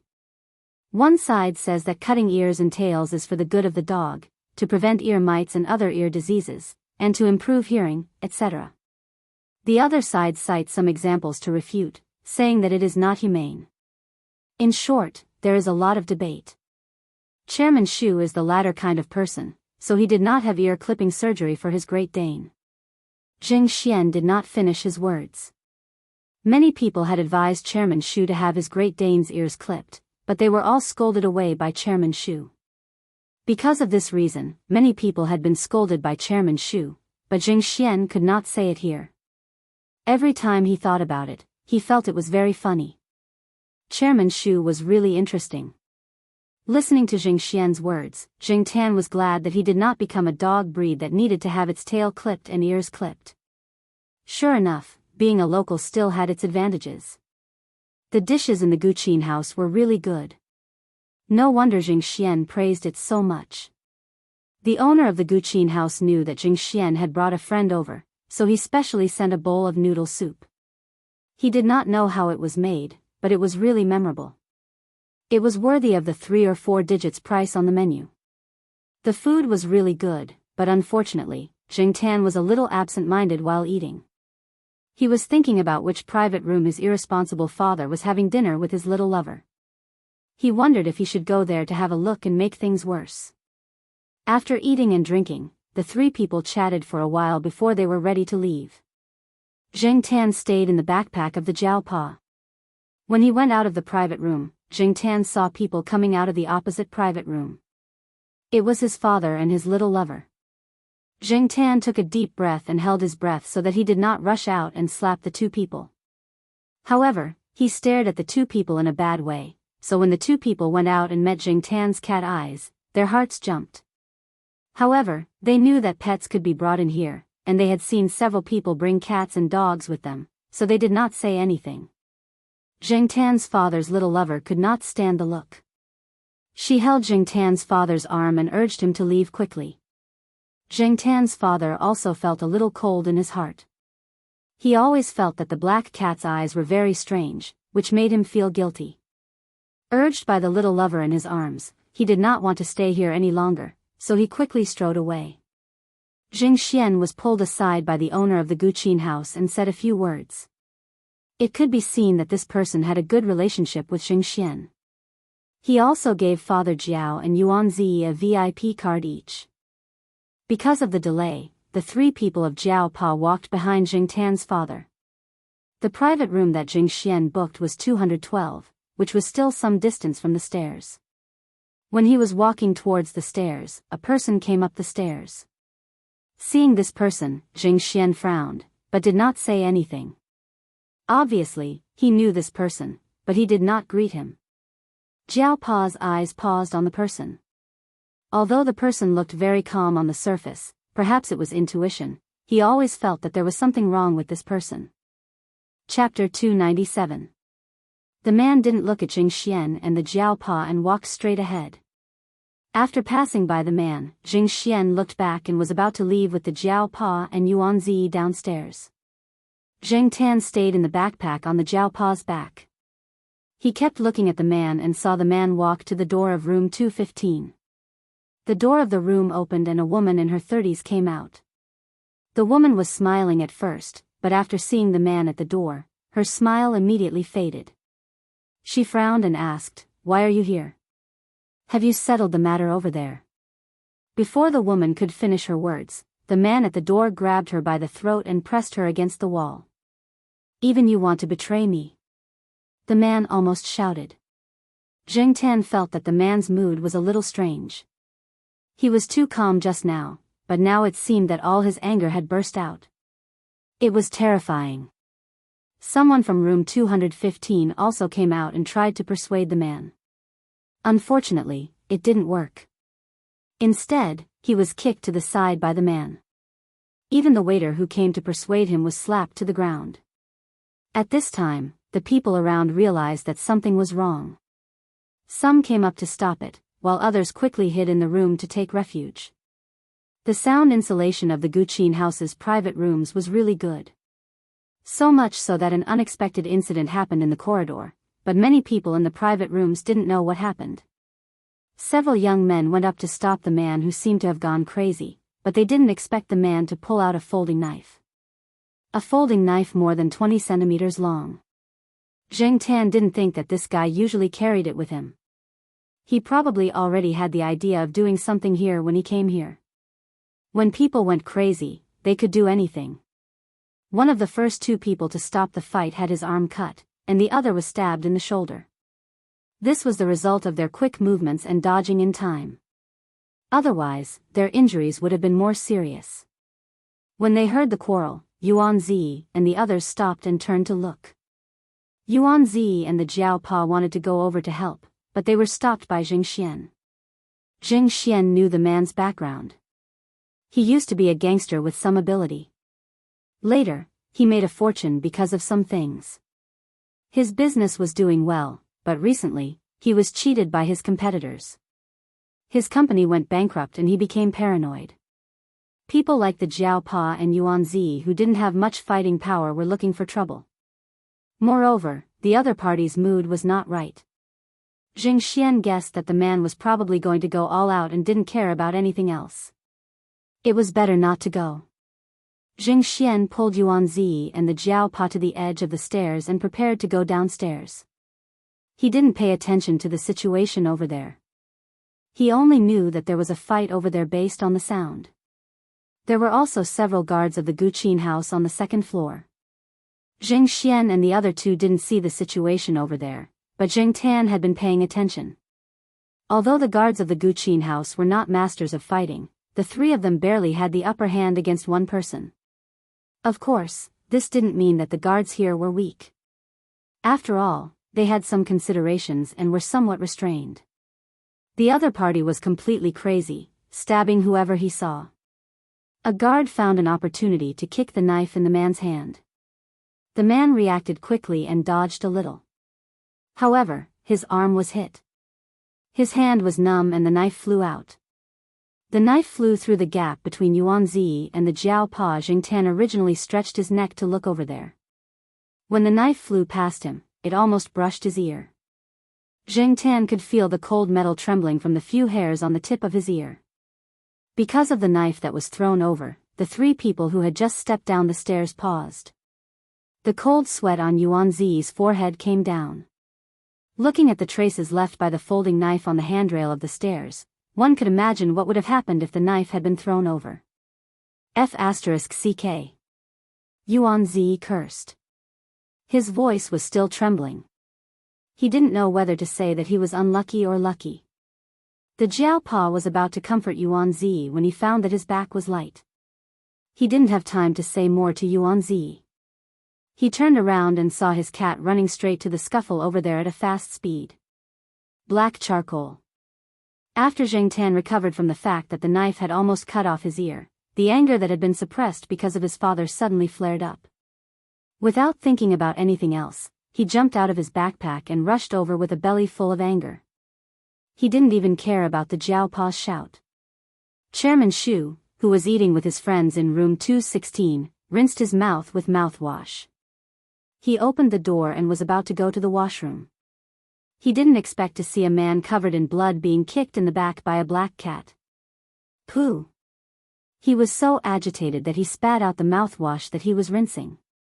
If it were a normal person, they would probably scream and close the door to escape or suspect that they had opened the door the wrong way. After all, they didn't know what was happening outside the room. There was even blues music playing in the room to adjust the atmosphere. The room was full of harmony. Who would have thought that they would see such a bloody and violent scene as soon as they opened the door? However, as Jing Xian said, Chairman Shu was quite an interesting person. He was a bit different. Therefore, when the people in the other rooms screamed and closed the door to escape, Chairman Shu was shocked. He rolled up his sleeves and shouted, "Mars, go!" Mars wasn't the only one who went. Chairman Shu also planned to go personally. It seemed that he and his pet would work together to get rid of this person. Unfortunately, before Chairman Shu's feet could completely step out of the room, and before Mars could rush out, the person who had been kicked to the ground by Jing Tan was already subdued. There were also security guards below. From what they said, the police were probably arriving soon. The person and the dog that were about to go up didn't even have the chance to use their strength. After that kick, Jing Tan felt much better. Seeing that the person was subdued by the security guards, he knew that the situation was under control. He prepared to go back to the Jiao Pa. As soon as he turned around, Jing Tan saw a black dog's face. That dog's face was half the length of Jing Tan's body. Jing Tan, the Jiao Pa had already run over here. There was still worry on his face. He didn't expect that his cat would be so bold to rush up. When he saw his cat rushing over, his heart was almost in his throat. Now that the matter was resolved, the Jiao Pa looked at the cat running towards him and wanted to go back and teach it a lesson. Unexpectedly, the Jiao Pa, who was ready to welcome his cat running over and jumping into his arms, found that he was wrong, very wrong. Zheng Tan ran directly past the Jiao Pa and was quite fast. He went straight to the stairs and then ran downstairs to the door of the Guqin house. He didn't pay attention to the Jiao Pa, who had already stretched out his arms. The Jiao Pa, on the other side, Yuan Zi saw this and shouted, "Ming Sheng, hurry, your moneymaker was scared away by that dog." Originally, Mars was going to sniff Zheng Tan out of curiosity and greet him like a dog. He didn't expect Zheng Tan to run away directly. He tilted his head and looked at the owner, Chairman Shu, who was standing next to him. He seemed to be very confused. The fight didn't happen, and he didn't get any credit. Instead, he was accused of scaring away the cat. However, Chairman Shu couldn't refute. What Yuan Zi said was also what everyone thought. Otherwise, why would the cat suddenly turn around and run away? In fact, Yuan Zi and the others guessed wrong. The reason why Zheng Tan immediately turned around and ran was not that he was afraid of the big dog. He was very clear about whether the animals that approached him had good intentions or bad intentions. The big dog named Mars had good intentions in its eyes. It must have seen a lot of other animals and got along well with cats. He wasn't afraid that the Jiao Pa would blame him, but he remembered something. He remembered that when he quarreled with his father at the Guqin house, he also encountered this kind of thing. However, when he came over that time, there were already a lot of police cars and ambulances at the entrance of the Guqin house. The people who were carried out had a lot of blood on them. The adults and children were still in shock. If this incident was the one he encountered back then at this time, Zheng Tan, who lived in this time and space, should also be driving over. It was very likely that he was at the entrance of the Guqin house at this time. Thinking of this, Zheng Tan didn't have the mind to care about anything else. He ran out directly. When Zheng Tan came to the door, there were already police cars there. There were a lot of people around. Zheng Tan's father was shouting something in one direction. His expression was very bad. Yes, he must be here. Zheng Tan ran over there. Because there were too many people around, Zheng Tan directly jumped from a parked car next to him and then looked for the figure and the familiar body. He found the car, but unfortunately, when Zheng Tan looked over, he only saw the door that was forcefully closed. It was that car. That was a car that Zheng Tan's father bought for Zheng Tan on his birthday. It wasn't that he cherished his son so much. He just wanted to shut Zheng Tan's mouth and let Zheng Tan mind his own business. Usually, this car was driven by a special driver. After all, Zheng Tan was still a minor like Jiao Yuan at this time. Seeing the car drive away, Zheng Tan immediately chased after it. He wanted to shout, "King wait for me," but unfortunately, he couldn't shout. He could only chase in that direction.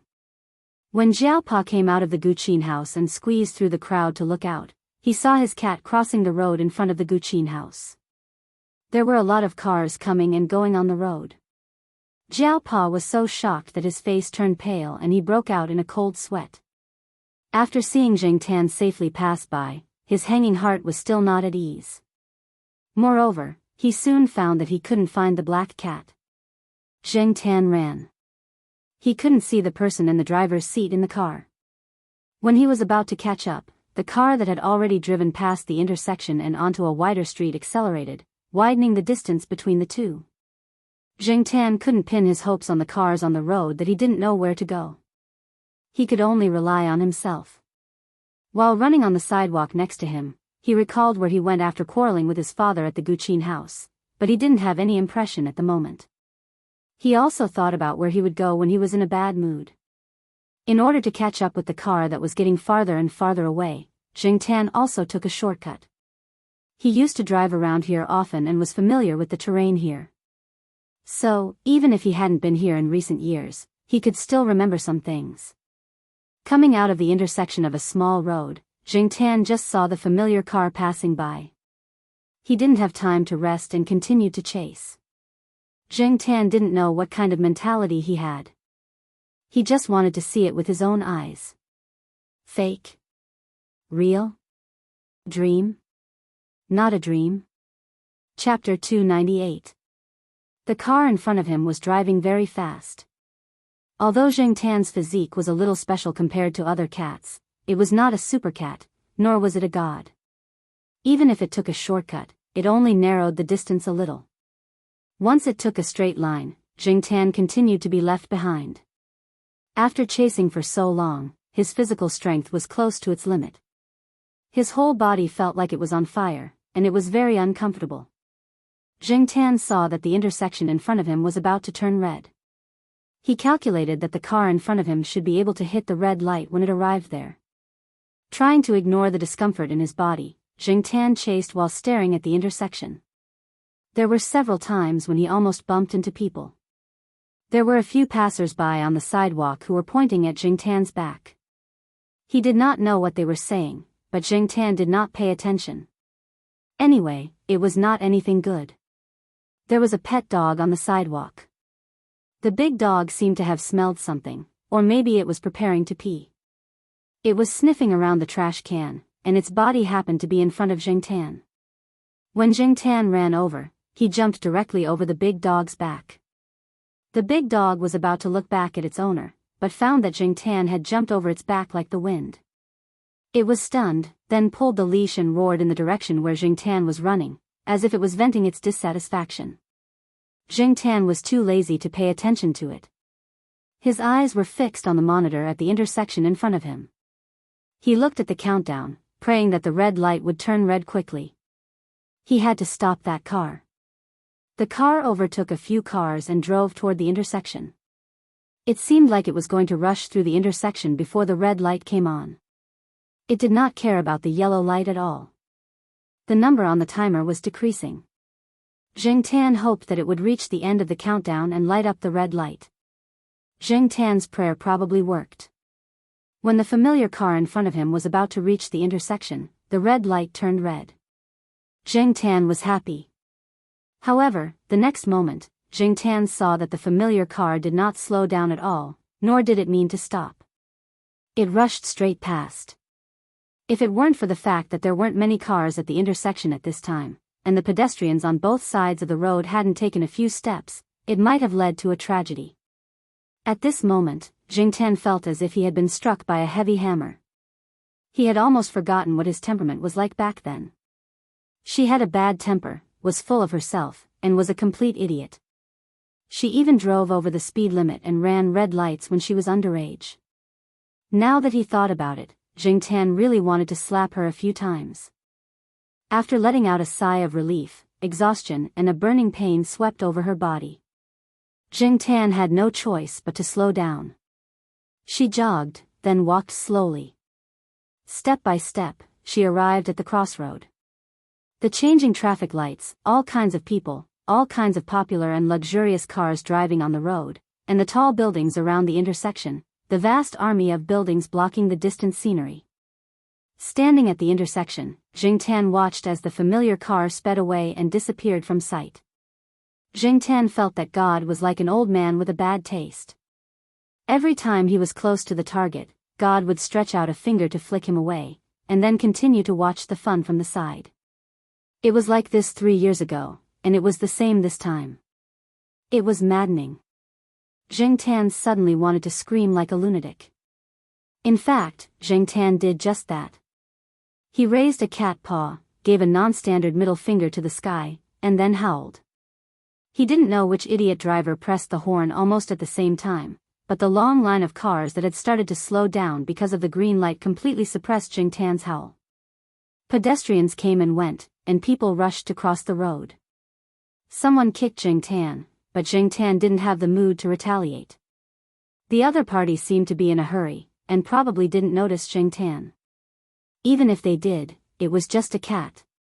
Why should they care about this lunatic? There were too many pedestrians here. After Jing Tan finished howling, he didn't have the strength to howl a second time. He walked to the front of a restaurant on the side of the road, where there was an open space and shade. Jing Tan now only felt tired and depressed. He walked over listlessly, ready to rest in the shade for a while. Pitter-patter. The water drops scattered around Jing Tan, drenching his head and body.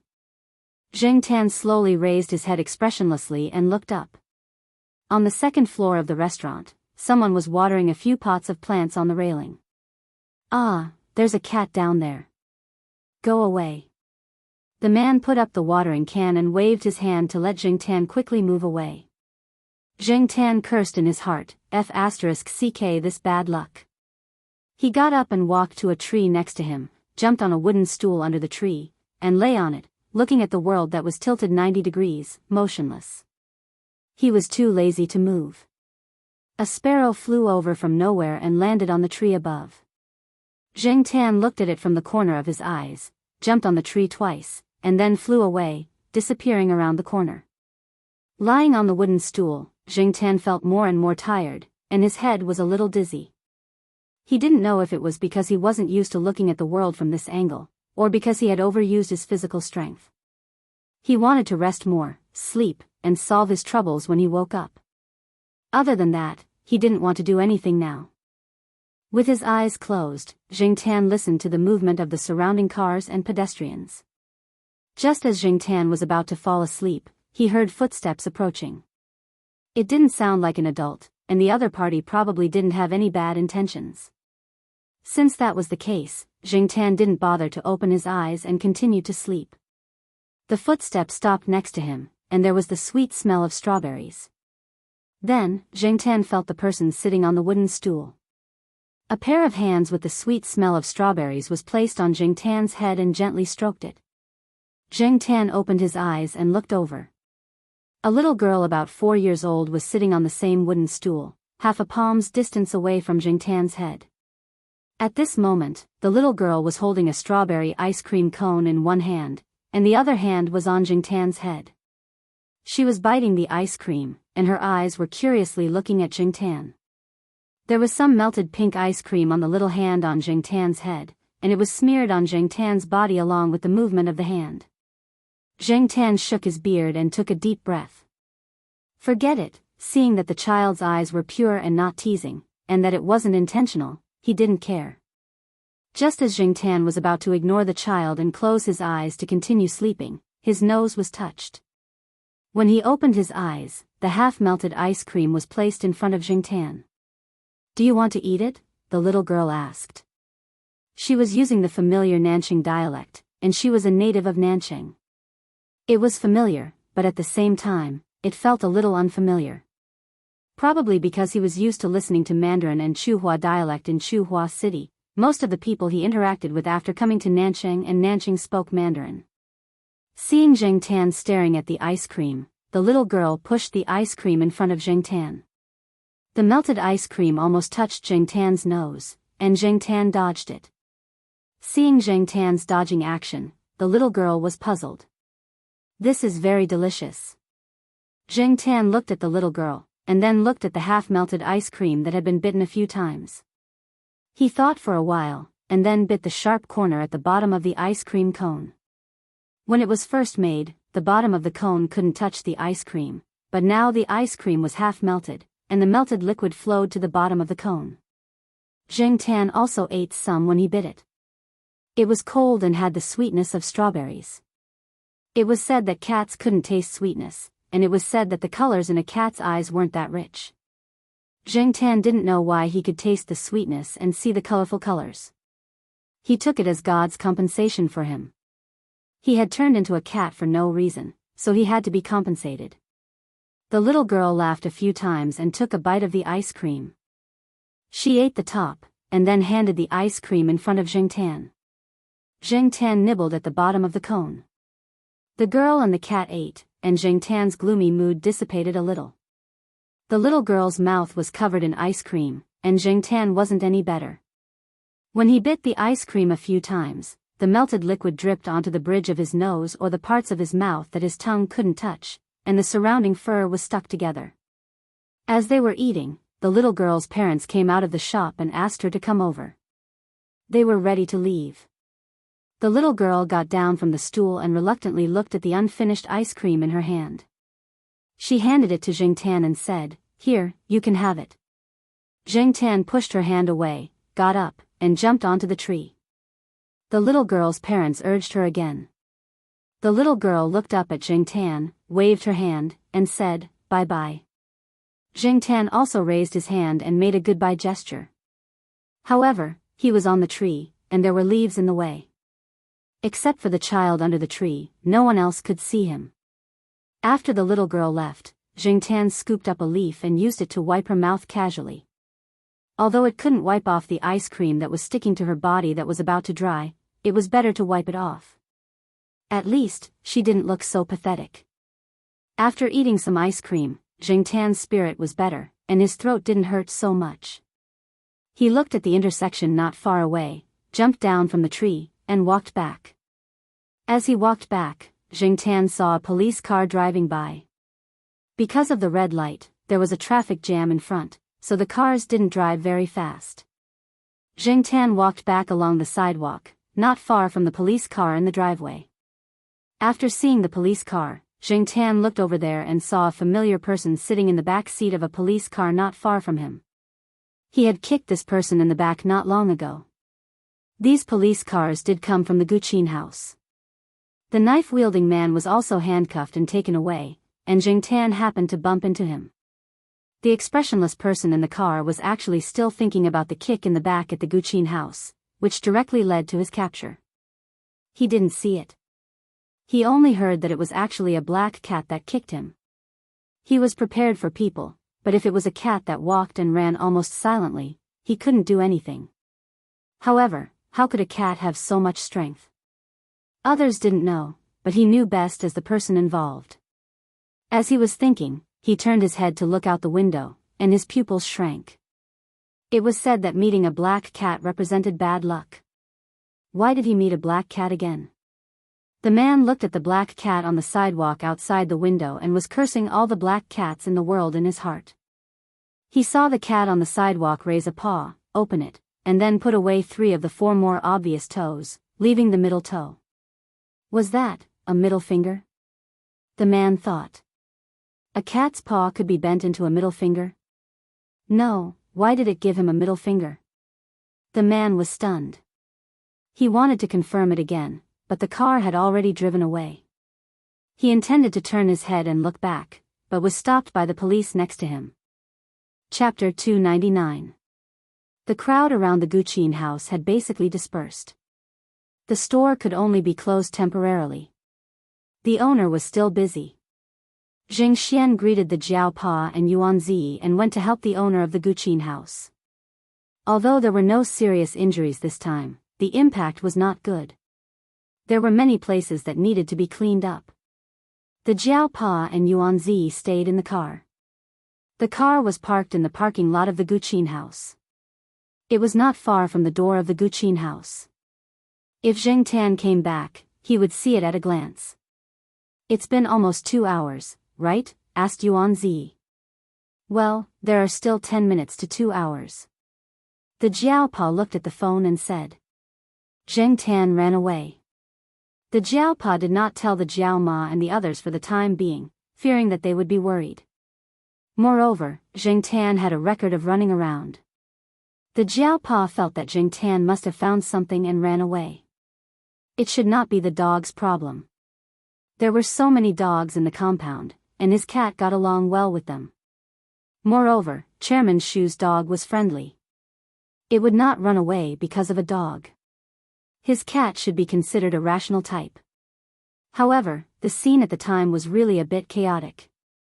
The Jiao Pa was not sure what the reason was. Therefore, he planned that if the cat did not come back in 2 hours, he could only ask someone to help with a large-scale search. There was another car parked next to Yuan Zi's car. It was Chairman Shu's SUV. Chairman Shu was now a little guilty. He felt that his dog should have scared the cat away and they couldn't catch up. However, the cat had the courage to rush over and kick the attacker. Why did it run away after seeing his dog? Was the cat afraid of dogs? In any case, Chairman Shu felt that he should be responsible for Professor Jiao's missing cat. He also said that he would call his friends to help find it, but Professor Jiao told him to wait first, so he called his assistant a few times to postpone some things and waited here with the 2 people. He was still thinking that the cat had been scared away for so long. Could it come back by itself?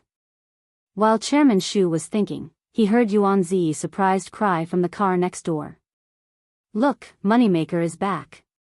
Hey, Moneymaker, over here, over here." Oh, he really came back. Chairman Shu rolled down the car window and looked over. Mars, who was in the front passenger seat, also looked over. Zheng Tan was walking step by step to the Guqin house. He was too tired and thirsty. When he walked, he opened his mouth and gasped. When he saw the store of the Guqin house, he was relieved. He finally arrived. He had already seen Yuan Zi's car parked there. Yuan Zi even rolled down the car window and waved at them, as if he was afraid that others wouldn't know. The door of the back seat had also been opened. The Jiaopa was sitting there. Because of the light in the car, Zheng Tan couldn't see the Jiaopa's face clearly. But based on his understanding of the Jiaopa was definitely not in a good mood. The calmer he was, the more guilty Zheng Tan felt. But he couldn't explain why he suddenly ran away. "Oh, be careful, watch the car," Yuan Zi shouted over there. The Jiaopa in the car looked calmer. Of course, he was just watching. 2 hours ago, he was really scared by Zheng Tan running across the road. Now that he thought about it, he still had a lingering fear. Zheng Tan was too lazy to pay attention to Yuan Zi. There were no traffic lights here. He saw that there weren't many cars before he went over. Woof, woof. In Chairman Shu's car, Mars also saw Zheng Tan. It barked twice, probably to express its excitement and curiosity. Chairman Shu and Yuan Zi's hearts were in their mouths again. They were afraid that the cat would run away again. But when they turned their heads, they found that the cat wasn't affected at all. It was still calmly crossing the road. Chairman Shu covered Mars's mouth and looked at the black cat that ran across the road and jumped into the car next to them. Could it be that he was wrong? That cat wasn't afraid of Mars? Thinking about it, Chairman Shu got out of the car and knocked on Yuan Zi's car window. In the car, Zheng Tan looked at the Jiaopa's calm face and thought to himself, oh no, he's going to flip out. It's very scary when the Jiaopa flips out. Will I be grounded for a long time? It seems that being grounded is considered a light punishment, but I don't know how long it will be. Zheng Tan was glad that the Jiaopa rarely fought, so he wasn't worried about being beaten up. Even if he was beaten up, he wouldn't be badly beaten, right? As he was thinking, Zheng Tan heard Chairman Shu talking to Yuan Zi. Chairman Shu said that it was rare for them to meet each other. His dog seemed to have made a mistake. In order to apologize, Chairman Shu invited Yuan Zi and the Jiaopa to have a cup of afternoon tea and have a chat. Yuan Zi had nothing to worry about because of Zheng Tan's return. This person's nerves were strong. He had forgotten the frightening scene of almost being stabbed by a knife at the Guqin house. Now that he saw Chairman Shu come over, he began to have other ideas. After all, Yuan Zi was a businessman. At that time, when Zheng Xian introduced Chairman Shu to them, Yuan Zi only heard a little. They were still far from Chairman Shu. Now that it was rare for such a person to take the initiative to invite them, Yuan Zi naturally raised both hands in agreement. The Jiaopa, who had a lot to say and wanted to have a good chat with Zheng Tan, could only continue to hold back his words. Since the other party invited him, of course, he had to give some face. The Jiaopa was not a person who didn't know anything. However, as the saying goes, the spirit rises at the first spurt, and the second spurt will weaken. When there is a chance to lecture, I don't know how much deterrence it will have. Forget it, it's good that you can come back. The Jiaopa sighed and signaled that Yuan Zi could go. Seeing that the Jiaopa didn't mean to have a good chat for the time being, Zheng Tan was relieved. He was really grateful to Chairman Shu. He appeared at the right time. Chairman Shu took them to a very stylish restaurant. It was a little far from the city center, and the area was quite large. Yuan Zi looked at the restaurant in front of him, wondering how much it would cost to eat here. When they arrived, there were people coming out of the restaurant. Yuan Zi saw clearly that they were a few celebrities. Yuanzi could recognize one of them at a glance even if she was wearing a big pair of sunglasses. That was the woman who had a poster on Yuanzi's bedside wall when he was in college. Yuanzi wasn't making a fuss. Whether it was in the past or now, Yuanzi was considered a knowledgeable person. He was just thinking that since there were celebrities coming to eat here, the security must be very good. When he came in from the outer door, he had this feeling. Now, he was even more certain. Can we really bring cats in here? The Jiaopa asked. Generally speaking, dogs were easier to take care of. Cats, on the other hand, were not so cooperative, especially when there were some celebrities here. Many celebrities seemed to be very close to cats in public, but not in private. After all, cats were easy to scratch, and the celebrities' faces were very valuable. Just now, when a celebrity passed by them, he frowned when he saw the cat poking its head out of the car, but he quickly covered it up. The Jiaopa happened to catch that moment. Yuanzi paused and said, in theory, it shouldn't be allowed. He had been to a similar place before. Although there was no sign that said pets were not allowed to enter, the people who went there in private knew what to do. The word, in theory, was used well. Many times, this word directly told you that the things on the surface were bullshit. Generally, people who could bring pets in were not afraid to say it. This was called privilege. For example, Chairman Shu was casually coming out of the car with his beloved dog. Who cares? Someone will take care of it. What are we afraid of? Yuanzi thought it through. The dishes here are not necessarily worse than those in the Guqin house, but the security here is much stronger. You don't have to worry about encountering that kind of thing again, Chairman Shu said as he walked in. The waiters here were very familiar with Chairman Shu. They greeted him but did not lead the way. Chairman Shu was very familiar with this place. Every time he went in, he could go wherever he wanted. When he needed service, he would call. At other times, they didn't have to be courteous over there. Walking further in, Zheng Tan saw a yard. The layout of the rockery and pond was also very exquisite. It looked very comfortable. There were a few single rooms near the yard.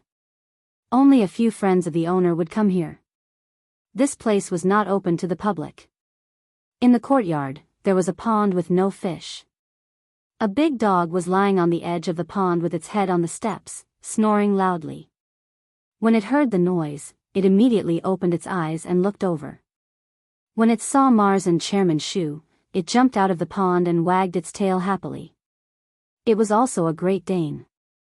It was as black as Mars and about the same size. However, this was just a dog that had undergone ear-cutting surgery. Its ears were very beautiful and it looked very energetic and powerful. In comparison, it was easy to distinguish it from Mars. Chairman Shu told Jiaopa that this dog was called Tofu and was Mars's brother. It had a good temper, but it had a fierce face. When it was named, the owner of this restaurant was thinking about a dish about tofu. Chairman Shu urged him to name the dog. The man directly said, tofu. Zheng Tan gave a sympathetic look to the big dog. A tall and powerful black dog called Tofu. If you just listened to the name and didn't look at the dog, you would think that this dog was soft and easy to bully. A water column sprayed up from the pond. It was not high, about half a meter. As soon as they saw the water spray over there, the two dog brothers immediately ran over there and jumped into the pond. I don't know if it's because dogs born in summer like to play with water. Mars and Tofu like to play with water, especially when it's hot in summer. When other dogs are crowded in the air-conditioned room, they will look for a pond. The pond in the yard was specially built for Tofu to play with. Chairman Shu looked at the pond and smiled. There was a water purification system in the pond and there were always people taking care of it. Therefore, even if there were dogs playing in it, the pond still looked very clean. Chairman Shu chose a single room near the pond. From here, he could see the situation in the pond.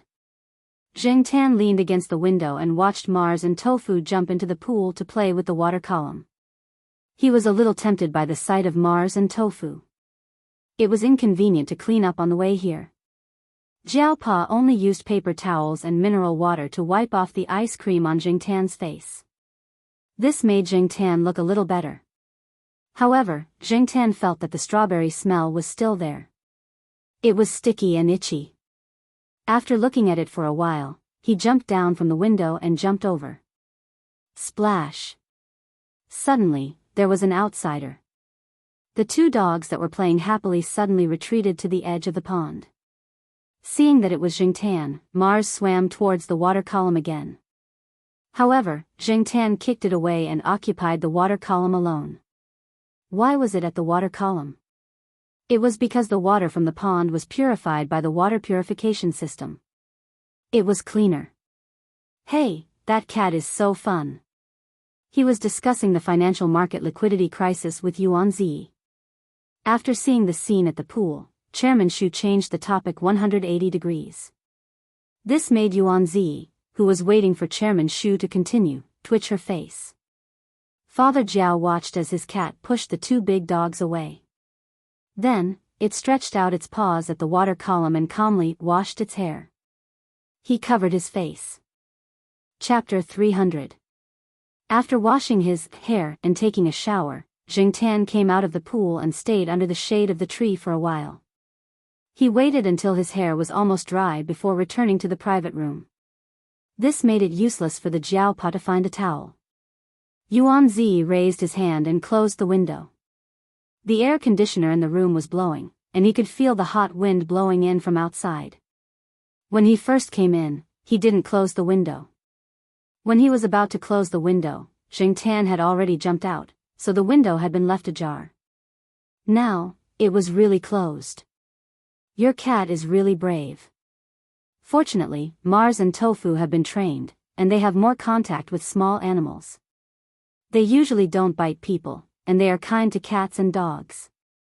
Chairman Shu said to the Jiaopa. The Jiaopa didn't comment and just smiled. Jingtan snorted at Chairman Shu's words. He knew that Mars and Tofu were kind and didn't show any hostility. That was why he dared to go there. If that wasn't the case, he wouldn't be stupid enough to provoke those ferocious and untrained big guys. Was he tired of living? Yuan Zi next to him had finally turned the topic back to the changes in the financial market and wanted to hear more of Chairman Shu's views. Now that Jingtan came back, Chairman Shu changed the topic again. Yuan Zi had to cough and winked at the Jiaopa, indicating to quickly change the topic. It was rare to have such an opportunity to learn more. After talking about the changes in the financial market for a while, the topic changed to what happened at the Guqin house not long ago, and also talked about the person who committed the crime. He has nothing now. Naturally, his actions are more extreme. Yuan Zi said. Nothing? Chairman Shu smiled and said with a bit of sarcasm, he doesn't have nothing. At least he is still sick, very sick. It could be seen that Chairman Shu didn't think highly of the person's behavior and was very contemptuous. Probably people in that kind of situation wouldn't be calm, right? The higher you stand, the more painful it is to fall, Yuan Zi said. Jingtan glanced at Chairman Shu. He felt that this person seemed to be more interested in cats than people. He had probably encountered some bad things in the past. When Jingtan was walking around a while ago, he heard someone say, the more people you know, the better you think pets are. It was not uncommon for people to treat others well, only to be stabbed in the back in the end. That was why some people were becoming more and more extreme. However, Jingtan felt that Chairman Shu wasn't as simple as he looked. Just like Fang Xiaokong, he didn't look very reliable usually, but he could really carry a big company and make great achievements. If he could be seen through so easily, he wouldn't be someone who had been fighting on the battlefield for more than 20 years. As they chatted, they started talking about Chuhua City. Chairman Shu sighed. Chuhua City is a good place. A friend of mine is planning to open a shop there. Jiaopa and Yuan Zi's hearts skipped a beat. Here it comes. Yuan Zi's company and Chairman Shu's company basically didn't have much business interaction. Previously, they thought that Chairman Shu invited them to a place like this for tea and chat. Sure enough, there was another reason. The friend that Chairman Shu was talking about was the owner of this shop. Although this place looked very high-end, the owner came from a humble background and didn't study much. When he didn't even finish junior high school, he traveled all over the country to learn the cooking skills of various places and figured out many dishes. Later, when Nanjing began to develop rapidly, he came to this city to open a shop. By chance, he met Chairman Shu and some others. With their help, he opened this relatively high-end shop. However, the owner's first shop had never been closed. Now, it was famous among the people of Nanjing. All these years, he had been thinking about cooking and didn't have the time to manage the shop. Now that he was free and didn't have to worry about money, he wanted to open other branches in other places in the country. Coincidentally, Chairman Shu found out that Professor Jiao and Yuan Zi were from Chuhua City when he talked to them about how his dog had scared the other party's cat away. Chairman Shu also took this opportunity to ask around. Most of his business was actually overseas. In China, he only knew a little about Beijing, Pearl City, and Nanjing. He wasn't familiar with other places. Yuan Zi and Jiao Pa chatted with Chairman Shu about the current development of Chuhua City. During the conversation, they found that Chairman Shu wasn't completely ignorant about Chuhua City. Several famous companies and local people in Chuhua City could give their opinions. At this moment, the door of the private room opened.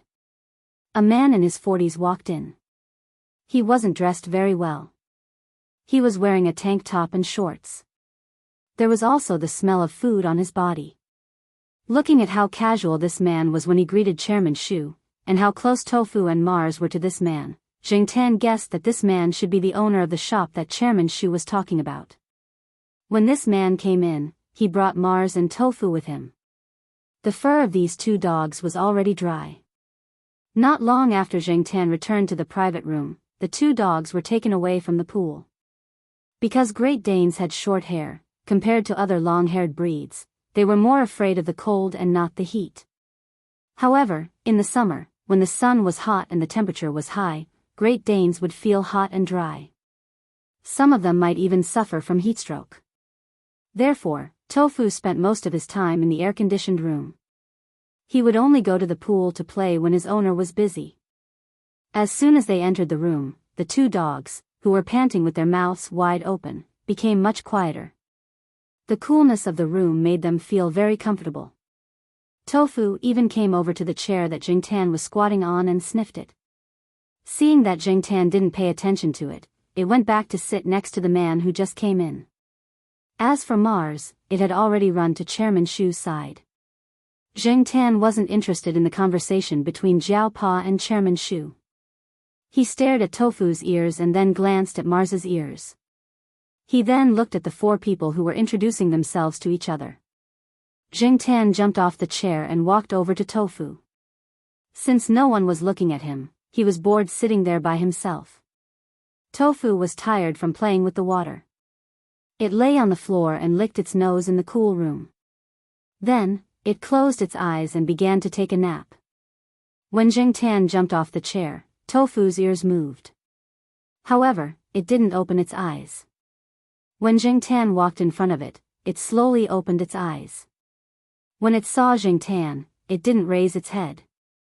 It only looked up at Jing Tan. Jing Tan stared at Tofu's eyes. He felt that Tofu was in a good mood. It didn't show any signs of alienation or warning. Therefore, he moved closer and looked at Tofu's ears. He was curious about how Tofu cut its ears. As Jing Tan moved closer, Tofu raised its head. It opened its mouth and stuck its tongue out. It looked at Jing Tan. It didn't seem to understand what this cat wanted to do. When Jing Tan raised his hand to touch Tofu's ears, Tofu shook its head. It even raised its paw and rubbed its ear. It probably felt itchy because of Jing Tan's touch, but it didn't get angry. It didn't growl to warn him.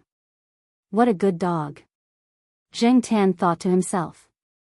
The four people at the table were talking about a new dish that the boss of the restaurant had come up with. The boss's surname was Kai. Before this person appeared, Jing Tan thought that the boss of the restaurant might have a big head and a thick neck. Now, it seemed that this wasn't the case. He was close to 50 years old and was quite healthy. He didn't have fat arms or a big belly. He was very easygoing. When they talked about other things, he didn't talk much. However, when they talked about food, he seemed to glow. Chairman Shu jokingly talked about Boss Kai's life before he became rich. Back then, Boss Kai was a peasant who often suffered from hunger. When he left the village to study in the city, he met many people who belittled him. There was once a landlord who said that Boss Kai, who rented a cheap house, was a fly in the countryside. He was born in the latrine and died on the dining table. To put it bluntly, it meant that he was born in a poor family and was uneducated. He only knew how to eat. 30 years in the East, 30 years in the West.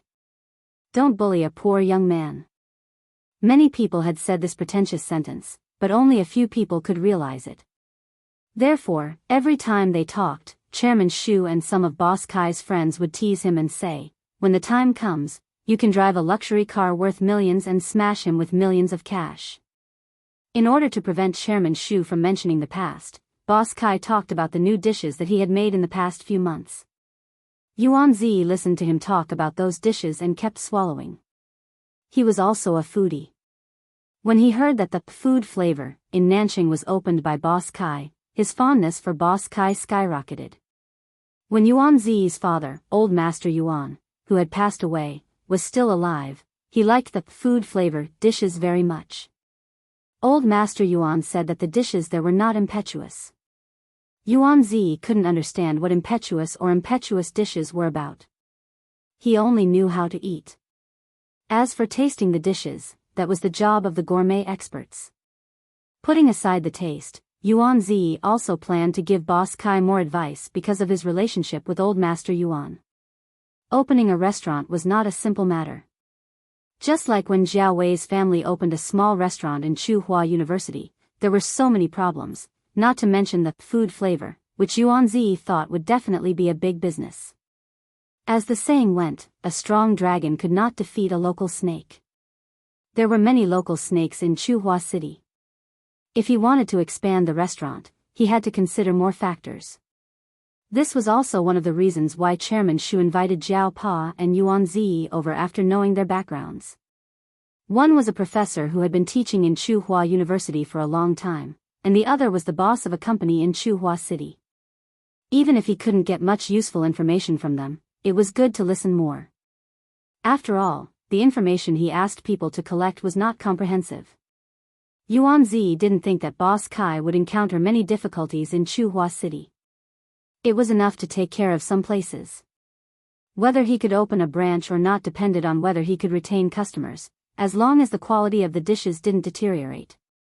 Don't worry, it won't be a problem. I believe in the ability of food flavor. When food flavor opens, I can often eat food flavor dishes. Even if it's far, I will have to drive there, Yuan Zi said with a smile. It's not far. Isn't Professor Jiao at Tsinghua University? The restaurant I bought is nearby, Boss Kai said. It's called something. Hengwu Square. I looked for it for a long time. I think the newly built Hengwu Square is quite good, so I bought it.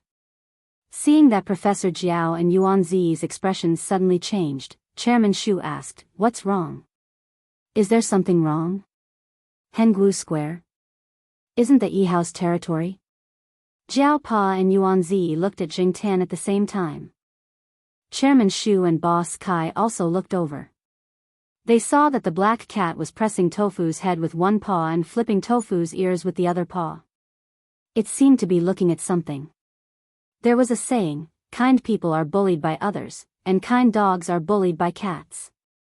Chapter 301. Chairman Shu had always thought that he was good at reading people. He could guess what they were thinking from the subtle changes in their expressions. But now, he was puzzled. When Professor Jiao and Yuan Zi heard Boss Kai mention Hengwu Square just now, their expressions became very hard to understand. He really didn't know how to connect the change in their expressions to the cat and the Hengwu Square. Looking at the subtle expressions of the two men and the black cat, Chairman Shu coughed and said, "Professor Jiao and Mr. Yuan, what do you think of Hengwu Plaza?" Can you tell us about it and give us some suggestions? When old Kai goes there, he can avoid some trouble. I heard that the place is quite particular. Of course, some small shops wouldn't cause much trouble. But if one wanted to do something bigger, it would involve some interests. It was inevitable that they would have to negotiate with some people there. For example, the boss behind Hengwu Plaza, Yi Hao. Chairman Xu didn't know much about the local tyrants in China. He didn't have much interaction with Yi Hao. His understanding of Yi Hao was limited to the investigation materials given to him by his assistant. Other than Yi Hao, there were some other non-government forces near Hengwu Plaza. Chairman Xu actually didn't agree with Boss Kai's choice of Hengwu Plaza, but since Boss Kai insisted, he had no choice but to try his best to help. This Hengwu Plaza. Yuan Zi wanted to say something but stopped. He opened his mouth and looked at the Jiao Pa. Ming Sheng, you say it. After all, your family is more familiar with that person. That person. When Jing Tan heard them talking about Hengwu Plaza, he stopped flipping through the tofu and jumped back to the chair next to the Jiao Pa to listen to their conversation. When Yuan Zi was talking, he kept glancing at Jing Tan. Jing Tan didn't know what this guy was thinking. The Jiao Pa thought for a while and said, I believe Chairman Xu and Boss Kai have done some research on Hengwu Plaza. Although I live at Tsinghua University, I don't go there often. I don't know more about Hengwu Plaza than you two.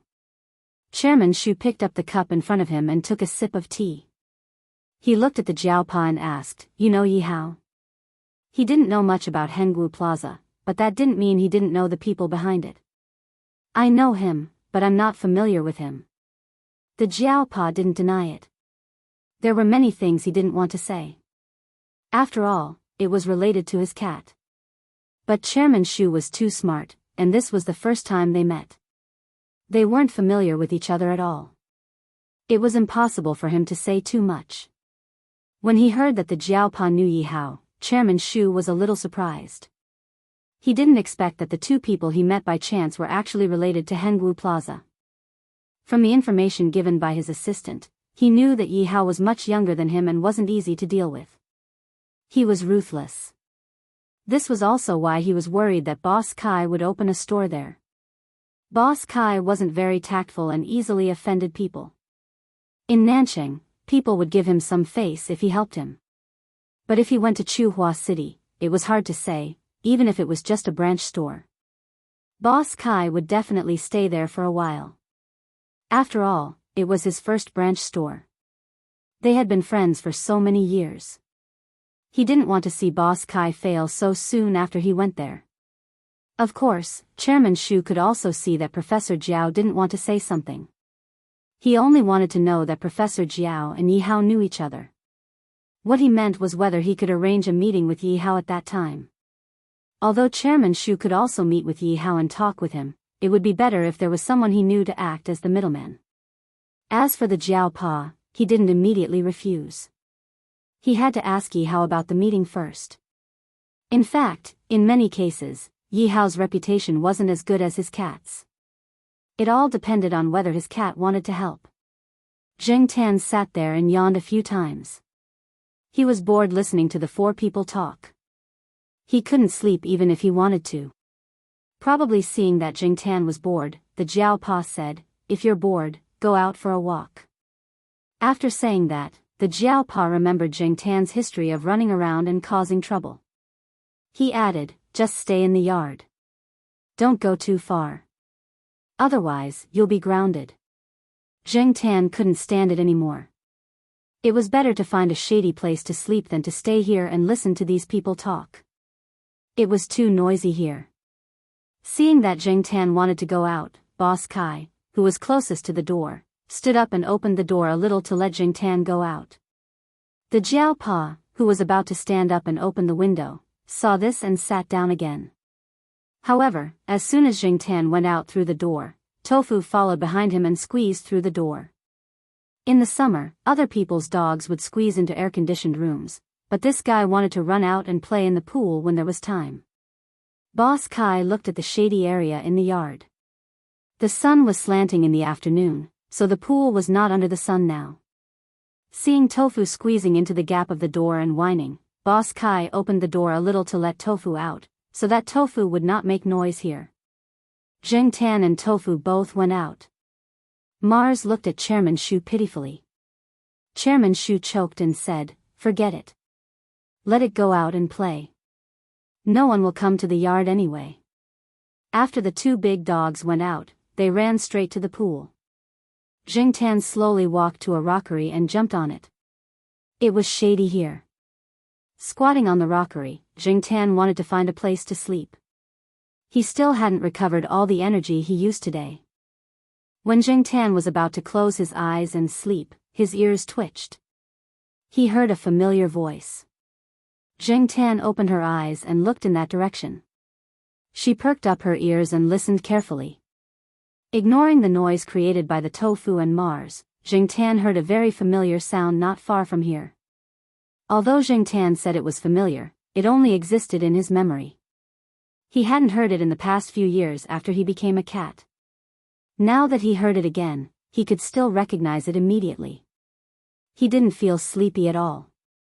Immediately, he jumped down from the rockery and climbed up a tree. With the help of the tree, Jing Tan climbed over the walls of the yard. In the private room, Jiao Pa was chatting with Chairman Shu and Boss Kai. From time to time, he would pay attention to the situation outside the yard. He was sitting at an angle where he could see part of the yard through the window. When he saw Jing Tan lying on the rockery and about to take a nap, he was relieved. However, when he turned around to chat with Jing Tan for a while, he saw the little bastard climb over the wall. The veins on Professor Jiao's forehead bulged. He had just told the little bastard to play in the yard. In the blink of an eye, the little bastard climbed over the wall and ran away. As expected, he had to ground it. "Don't worry. I'll ask someone to keep an eye on it. It won't run out of their sight." Other than the private rooms of the clients, there are surveillance cameras in the hallways and other places outside, Chairman Shu said. Jiao Pa wanted to tell Chairman Shu that cats were not like dogs. They couldn't be monitored and when you didn't pay attention, they would disappear. Moreover, his cat had a serious criminal record. However, there were many things that no one would believe even if he told them. Jing Tan forgot about Jiao Pa's advice again. He was now looking for the source of the voice. The buildings here weren't very tall. Most of them were 2 or 3 stories high. It was easy to climb over. With Jing Tan's rich experience in climbing over walls and buildings, he quickly found the owner of the voice. After all, it wasn't far away. At the end of a long corridor, there was a well-dressed woman who looked to be in her early 30s. She was talking on the phone with an impatient look on her face. "Why didn't you look for your own son? What can I say? If he wants money, I'll give him money. If he wants a house, I'll give him a house. How can I not take responsibility? Okay, I'm busy now. I've already arranged everything for this afternoon. I don't have time." Jing Tan knew who she was talking to on the phone. He also knew who they were talking about. Although he had thought of many possibilities when he came to Nanching, he didn't expect to see these two people on the same day. 3 hours ago, he saw his own father. Now, he saw his own mother. One always took different lovers to have fun, and the other contacted a few rich wives when she was free to expand her career. Basically, they didn't care much about Jing Tan other than giving him money. They were partly responsible for Jing Tan's bad personality. He couldn't describe how he felt. He wasn't disappointed or sad. Probably because he knew it would be like this, he didn't have much hope. The person standing in the corridor immediately hung up the phone. She still had the same expression on her face. It was obvious that she was in a bad mood. In Jing Tan's memory, he often saw such an impatient expression. Pushing a strand of hair that had been blown by the wind behind her ear, the woman standing there took a deep breath and looked at the scenery around her, trying to adjust her mood. Her gaze swept around and stopped at the circular garden sculpture pool that was more than 1 meter tall and nearly 2 meters in diameter not far from her. There were some water lilies planted in the white round sculpture. The white water lilies were now blooming. The white lotus, the white sculpture pool, and the black cat formed a clear contrast. The woman stood by the corridor and looked at the cat standing by the pool. The black cat sitting by the pool also looked at her quietly. The woman froze. She felt inexplicably guilty when she looked at the cat's eyes. Just then, the door of a private room opened and a woman in her 30s came out. "Hey, are you done with the phone call? We're waiting for you." Zheng Tan's mother's impatience immediately disappeared. She smiled and replied, Okay.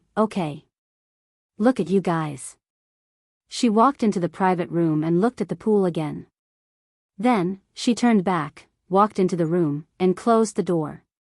The window of the private room was covered by curtains. Zheng Tan couldn't see the situation inside, but he knew who his mother often hung out with. Retracting her gaze, Zheng Tan looked at the water lilies in the pond.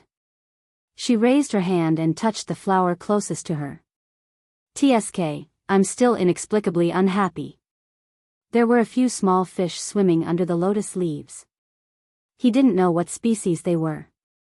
After Zheng Tan finished touching the flower, he began to pat the small fish that swam to the surface of the water to scare them back into the water. The two people who were secretly watching Zheng Tan because of Boss Kai and Chairman Shu's orders looked at each other. Is it really okay for the cat to do that? It should be okay, right? The boss's son specially brought it back from a trip. I heard that it can't be found locally. Not only is the fish beautiful, but it also doesn't eat leaves like the koi we raised before. It's hard to get more if it's gone. But I didn't see it eat the fish. It looks like the cat is just patting it for fun. Didn't the boss say that as long as it's not a big deal, we can just ignore it? Then we should stop it when it really eats it? Yes. Even if we want to catch a thief, we have to catch the stolen goods. What if we scare it away? It's not easy to catch a cat when it runs away. That's true. When Zheng Tan didn't want to pat the fish anymore, he jumped into the pool and climbed over the wall. When he passed by the corner where the two people were standing, Zheng Tan looked at them from above. Two idiots. Catch the stolen goods. Seeing the cat leave, the two people standing there were confused. Why do I feel like the cat was looking down on me? Chapter 302. Zheng Tan was grounded. At least before he left Nanchang and Nanhua City, he couldn't wander around freely. This was the result of a unanimous vote by the 4 members of the Jiao family. It was quite democratic. Of course, for Zheng Tan, being grounded didn't have much of an effect on him. He was quite familiar with Nanchang and Nanhua City, so he wasn't like those who came here for the first time. This time, he met his parents, but unfortunately, he couldn't meet the person he wanted to meet the most. Perhaps, this was God's will. No matter how hard he tried, he wouldn't be able to meet his current self.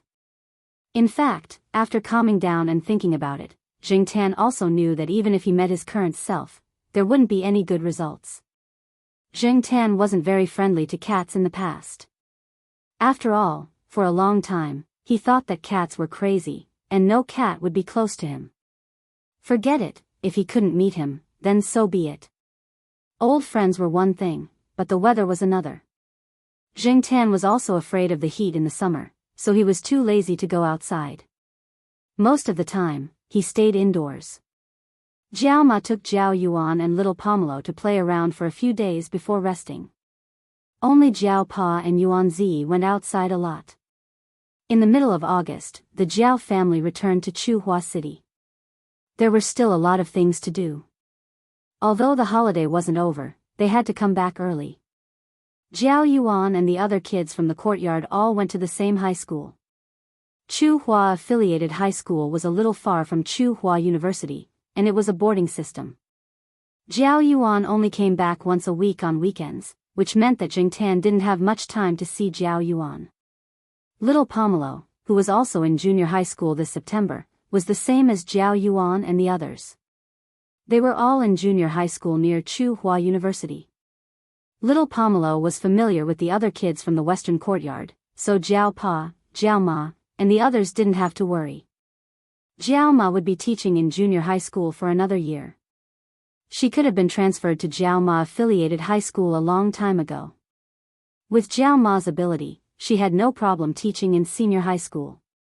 Moreover, she had been a substitute teacher in the past 3 years. She had been teaching in the first year, then in the second year. Sometimes, she would replace teachers who couldn't attend classes for some reason. She was very experienced. Jiao Ma's probation period had ended a long time ago, but she didn't transfer because of Jiao Yuan. This year, Xiong's mother personally came over to persuade Jiao Ma to transfer to Tsinghua University as soon as possible. There would be some changes to the policies in the future, and the competition was getting fiercer. Jiao Ma agreed to stay in junior high school for another year, mainly because she was worried about little Pomelo. She would transfer to Tsinghua University's affiliated high school next year. Jiao Pa was also a busy man. He had a lot of students and research projects under him. He also had to deal with non-research projects. As a result, Zheng Tan had more time to be alone. During the day, Jiao Pa and Jiao Ma were not at home. Jiao Yuan came back once a week. Little Pomelo stayed in school for lunch. Zheng Tan would sometimes go out with Jiao Ma and little Pomelo in the morning. He would send them to school for a walk before coming back. Sometimes, he would follow Jiao Pa to the teacher's cafeteria for breakfast. After breakfast, he would think about how to kill time. In the afternoon, he would hang out with Jiao Wei. Thinking about this kind of life, Zheng Tan felt that he was bored out of his wits. He really admired Huang and the rest for being able to sleep in the courtyard for an entire day or play with their own tails. They treated him as an imaginary enemy to entertain themselves. Chairman Xu and Boss Kai came to Tsinghua City at the end of August and met with Yi Hao. At that time, Zheng Tan was lying on the sofa next to them. When he turned over and stretched, he forgot to control his claws and scratched a hole in Yi Hao's high-end sofa in Triumph's office. Yi Hao just silently looked at the hole and didn't say anything. At that time, Chairman Xu was quite surprised. He didn't expect Yi Hao to be so tolerant of cats. Chairman Xu, who prided himself on his shrewdness, didn't know how many twists and turns to analyze the reason. Not to mention whether he guessed the truth or not, at least he was very sure of one thing. That black cat was special. Chairman Xu stayed in Tsinghua City for a few days before leaving. He was preparing to invest in Tsinghua City, so this time he came over just to inspect the city. After finishing his business and inspection, he left. Boss Kai still stayed in Tsinghua City. His food taste would open in September when school started. After all, he had already started preparing for it, and the opening was just in time for school to start. After meeting with Yi Hao and receiving Yi Hao's words, he was a lot more relieved. He put more energy into studying the tastes of the people in Tsinghua City.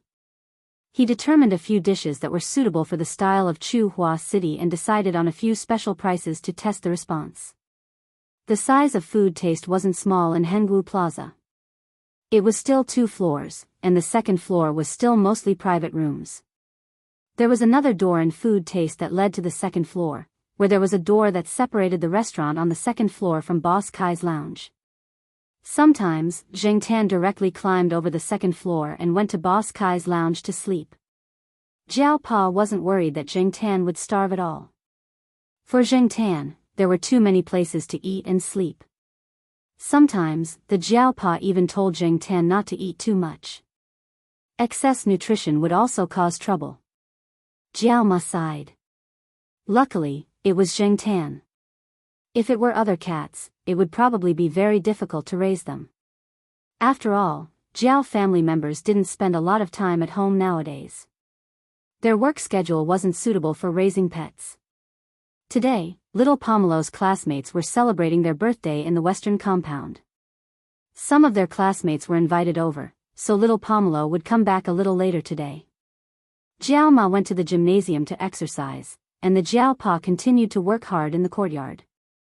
Zheng Tan didn't want to be alone at home watching a melodramatic drama, so he decided to go out for a walk. Zheng Tan ate too much for dinner, so he didn't want to go too far. So he walked around the campus of Tsinghua University. He also went to the woods on the edge of the campus to play a game on his phone. Lu Ba probably had something to do recently, so there were no texts or phone calls to disturb Zheng Tan. Jing Tan was happy to have some peace and quiet. He yawned. It was easy to feel sleepy after a full meal. After playing a game, he was too lazy to move. Jing Tan decided to take a short nap here and wait until it was time to go back. Unexpectedly, he overslept. Jing Tan had planned to go back at 9 o'clock, but he forgot to set an alarm on his phone. When he woke up, it was already 10:30. Jing Tan knew that he would be scolded when he went back. It wasn't easy for him to be grounded after the Jiao Yuan and little Pomelo started school.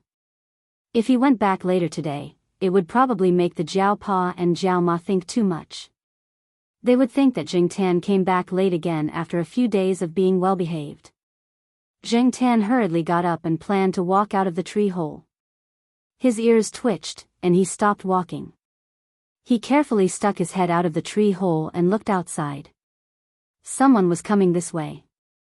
Generally, no students would come to the forest at this time.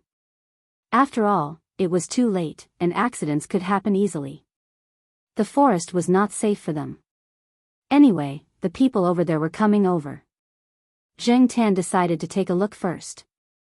After all, he had his phone here. Although he didn't think that anyone would climb up the tree to dig out the tree hole, Jing Tan still wanted to be safe. Why would they come to the forest at this time?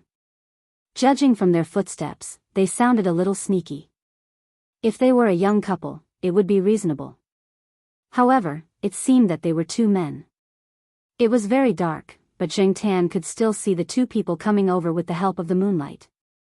One of them was about 20 years old, quite young, and the other was about 40 years old. The two of them seemed to be very tired. They were panting, but they were very careful. They didn't dare to breathe too loudly. When they spoke, they also lowered their voices. Jing Tan couldn't hear them clearly. One of them was that their voices were very low, and they spoke quickly. They also had an accent that didn't belong to Chuhua City. Jing Tan could only guess one or two words from what he heard. If there were faint sounds of students passing by along the path that led to the side door at the edge of the forest, the two of them would stop and hide behind a tree or crouch behind a bush. They would wait for the students to leave before they continued walking. This made Jing Tan even more curious. Although the two of them weren't very good at hiding, weren't they being too careful? What kind of shameful things did these two people do? It was obvious that they weren't good people. When the two of them approached the tree that Jing Tan was hiding in, Jing Tan shrunk his head into the hole. He noticed that the older man would look up at the tree above him as he walked. When Jing Tan chose the tree that he was hiding in, it wasn't only because of the tree hole above it, but also because of its concealment. When it wasn't winter, it would be more secure with branches and leaves. Usually, no one would climb this tree for no reason. Until now, no one had discovered this tree hole. There were a few people moving around here, but they didn't climb up the tree. As he was thinking, he heard the older man say something. Jing Tan heard the words tree and other words, but he didn't understand the specific meaning. There were people watching from below. Jing Tan didn't stick his head out. He only perked up his ears to hear what the other person was doing.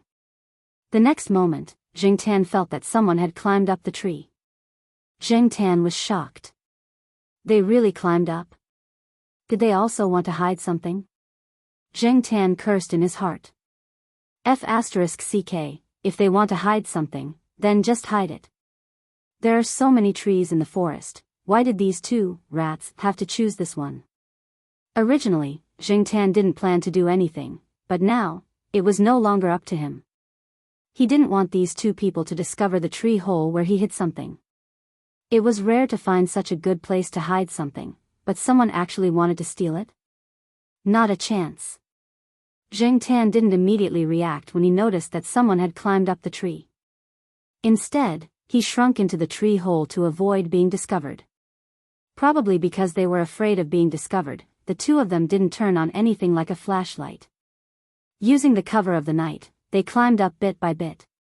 Feeling that the person was getting closer and closer, Jing Tan held his breath and quietly bent his hand to pick up a broken branch. The broken part was a little sharp. A pair of hands appeared at the entrance of the tree hole. It seemed to be the younger man. Zheng Tan tried to shrink into the tree hole as much as possible. "Hey, uncle, there seems to be a hole." The young man used his hand to test the edge of the hole. He happily lowered his head and said to the vigilant people under the tree, "With a hole in the tree, it would be easier to hide things." Zheng Tan understood this sentence, but the older man under the tree quickly said something that Zheng Tan didn't quite understand. After the young man lowered his head and finished speaking, he was ready to climb up a little to take a closer look at the hole. However, when he turned his head, before he could continue climbing, a blurry shadow suddenly jumped out of the tree hole. "Ha!" Zheng Tan shouted. At the same time, he used the branch in his claws to stab the person's hand. Chapter 303. The tree hole Zheng Tan was in was still a little high from the ground. When the man fell, he landed on top of the older man. The grass in the forest was thicker, and there were many leaves. The man only screamed when he fell. He probably suffered some fractures and sprains, but his life was not in danger.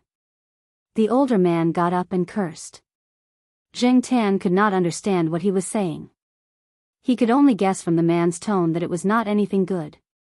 The older man did not feel good being pressed on the ground.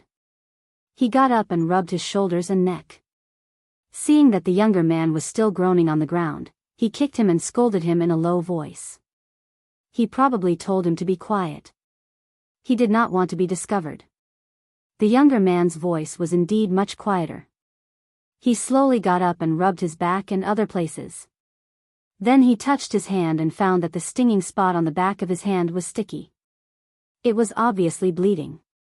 With human eyesight, it was difficult for the young man to realize that the thing that scared him off the tree was actually a cat. At most, he only saw a blurry shadow flash before his eyes. Moreover, Zheng Tan's shout did not sound like a cat. Therefore, the two men probably thought that the tree hole was occupied by a bird, and the wound on his hand was pecked by a bird. The young man was very angry. He stepped on something hard and bent down to pick it up. It was a stone the size of an egg. He picked it up and threw it at the tree hole where Zheng Tan was. However, his arm was injured in the fall, so he did not use much strength. The stone only hit the tree trunk. The older man saw this and scolded in a low voice again. He slapped the back of the young man's head, then carefully looked at him and asked something. The young man shook his foot and replied, "No." Zheng Tan immediately retreated back into the cave after her initial shock. She kept her ears perked up to listen to the commotion below. After the two of them were whispering under the tree, they did not continue to stay under the tree and went to other places. When the two of them were about 10 meters away, Zheng Tan quietly poked her head out and saw that the two of them had walked to a cluster of low shrubs. Very few people went there. The grass was thicker, and when the temperature was still warm, there were always a lot of mosquitoes there. The two of them were whispering to each other in the bushes. At the same time, Zheng Tan could hear rustling sounds coming from the bushes. Could it be that the other party fell so badly that he couldn't climb up the tree, so he chose another place to hide his things? Zheng Tan watched as the two of them busied themselves for a while. He stood up and looked around carefully, as if he was trying to memorize the terrain and the specific location of the place. Then, he left, looking back 3 times with each step he took. When he left, he fiddled with some of the weeds around the bushes to make them look more natural. After the two men walked away, Zheng Tan listened carefully to his surroundings. When he didn't hear any footsteps, he slid down from the tree and walked towards the bushes. Carefully pushing aside some weeds in front of the bushes, Zheng Tan sniffed. There was an unusual smell here that was different from the smell of the shrubs. Following the smell, Zheng Tan stretched out his claws to push aside the bushes. In the dense bushes, there was an inconspicuous small bag. It looked like the bag that the students used to store their MP3 players. The other party tied the bag's string to a few branches in the bushes. The string was tied quite securely, probably because they were afraid that it would fall and cause other accidents. Zheng Tan untied the bag for about half an hour. No wonder the two of them squatted in front of the bushes for so long. After taking the bag out, Zheng Tan fiddled with the bushes a few more times, straightening out the weeds that had been pushed aside. Then, he carried the bag and ran away. Coming under a tree, Zheng Tan touched the bag. The bag was very ordinary, and the material didn't seem to be very expensive. This kind of small bag was sold by the students outside for 1 or 2 yuan. Opening the bag, Zheng Tan looked inside. There were some small hard objects inside. The small ones were about 1 millimeter or even smaller. The bigger ones were about 3 millimeters. Zheng Tan looked carefully and found that these things looked like diamonds. Diamonds? Fake, right? Zheng Tan looked at the small particles in the bag. As an illiterate person who couldn't even differentiate between diamonds and crystals, Zheng Tan felt a lot of pressure. But if it was fake, then why were the two of them so careful? Hiding things in the middle of the night like a thief? But if it was real, then these diamonds were worth a lot of money. Why would the two of them just leave it here? Put the bag back? Thinking about the two's style of doing things, Zheng Tan decided to give them a hard time. He didn't plan to bring this bag back to the Jiao family. It could cause trouble for the Jiao family. So, Zheng Tan decided to hide this bag somewhere else. Anyway, it was already so late, and no one would see it. Huh. I seem to have forgotten something. Looking up at the night sky, Zheng Tan cursed. Then, he tightened the bag and tied a simple knot. Then, he climbed up the tree hole where he hid the phone. Since the two of them came here to hide things and found this tree hole, Zheng Tan decided to temporarily move the phone. Zheng Tan thought about the place where he hid the phone and the bag of real and fake diamonds. After Zheng Tan hid the things, he looked at his phone. It was 11:40 p.m. He turned off his phone and immediately ran towards the East District compound. Before he entered the compound, Zheng Tan could see the building where the Jiao family lived. The lights in the living room of the Jiao family on the 5th floor were still on. Zheng Tan took a deep breath and continued running. He couldn't avoid a scolding. 5th floor, Jiao family living room. Jiao Pa and Jiao Ma were sitting in the living room. The TV was on, but there was no sound at all. It was almost on silent mode. One was expressionless, and the other looked worried. They kept looking at the clock on the wall. Little Pomelo was sitting in front of her desk in her room. She had an exercise book open in front of her, but she was not in the mood to do anything. She was in a daze. Jiao Pa changed the channel with the remote control. It was a horror movie. In the movie, a cat was baring its fangs at a monster. Jiao Pa's face twitched. It was not that he wanted to watch the movie, but the time was displayed in the corner of the channel. Very good. It was 10 minutes to 12 p.m. The door of the Jiao family's house was not closed. The anti-theft door was left ajar. There was a soft click from downstairs. Jiao Pa and Jiao Ma woke up and looked at the door. After a while, a furry paw pushed open the ajar door. A cat head peeked out and looked carefully into the living room. As soon as she saw the black cat's paw, Mama Jiao's worried heart relaxed. Okay, you are finally back. Jiao Ma walked over and lifted Zheng Tan up. She did not see any injuries on him, so she put Zheng Tan down. She yawned and went into the bedroom to sleep. Usually, they would be asleep by this time. This time, Father Jiao had a good talk with Zheng Tan based on what happened in South City. Zheng Tan squatted on the sofa obediently. Jiao Pa pointed at his forehead and scolded him. Zheng Tan lowered his head and ears. He knew that he had to be sincere and pretend to be pitiful. Otherwise, he would be scolded even more harshly. Moreover, Zheng Tan did feel bad about returning home late. His family was waiting for him when he returned home so late. The three of them had to wake up early the next day to go to school and work.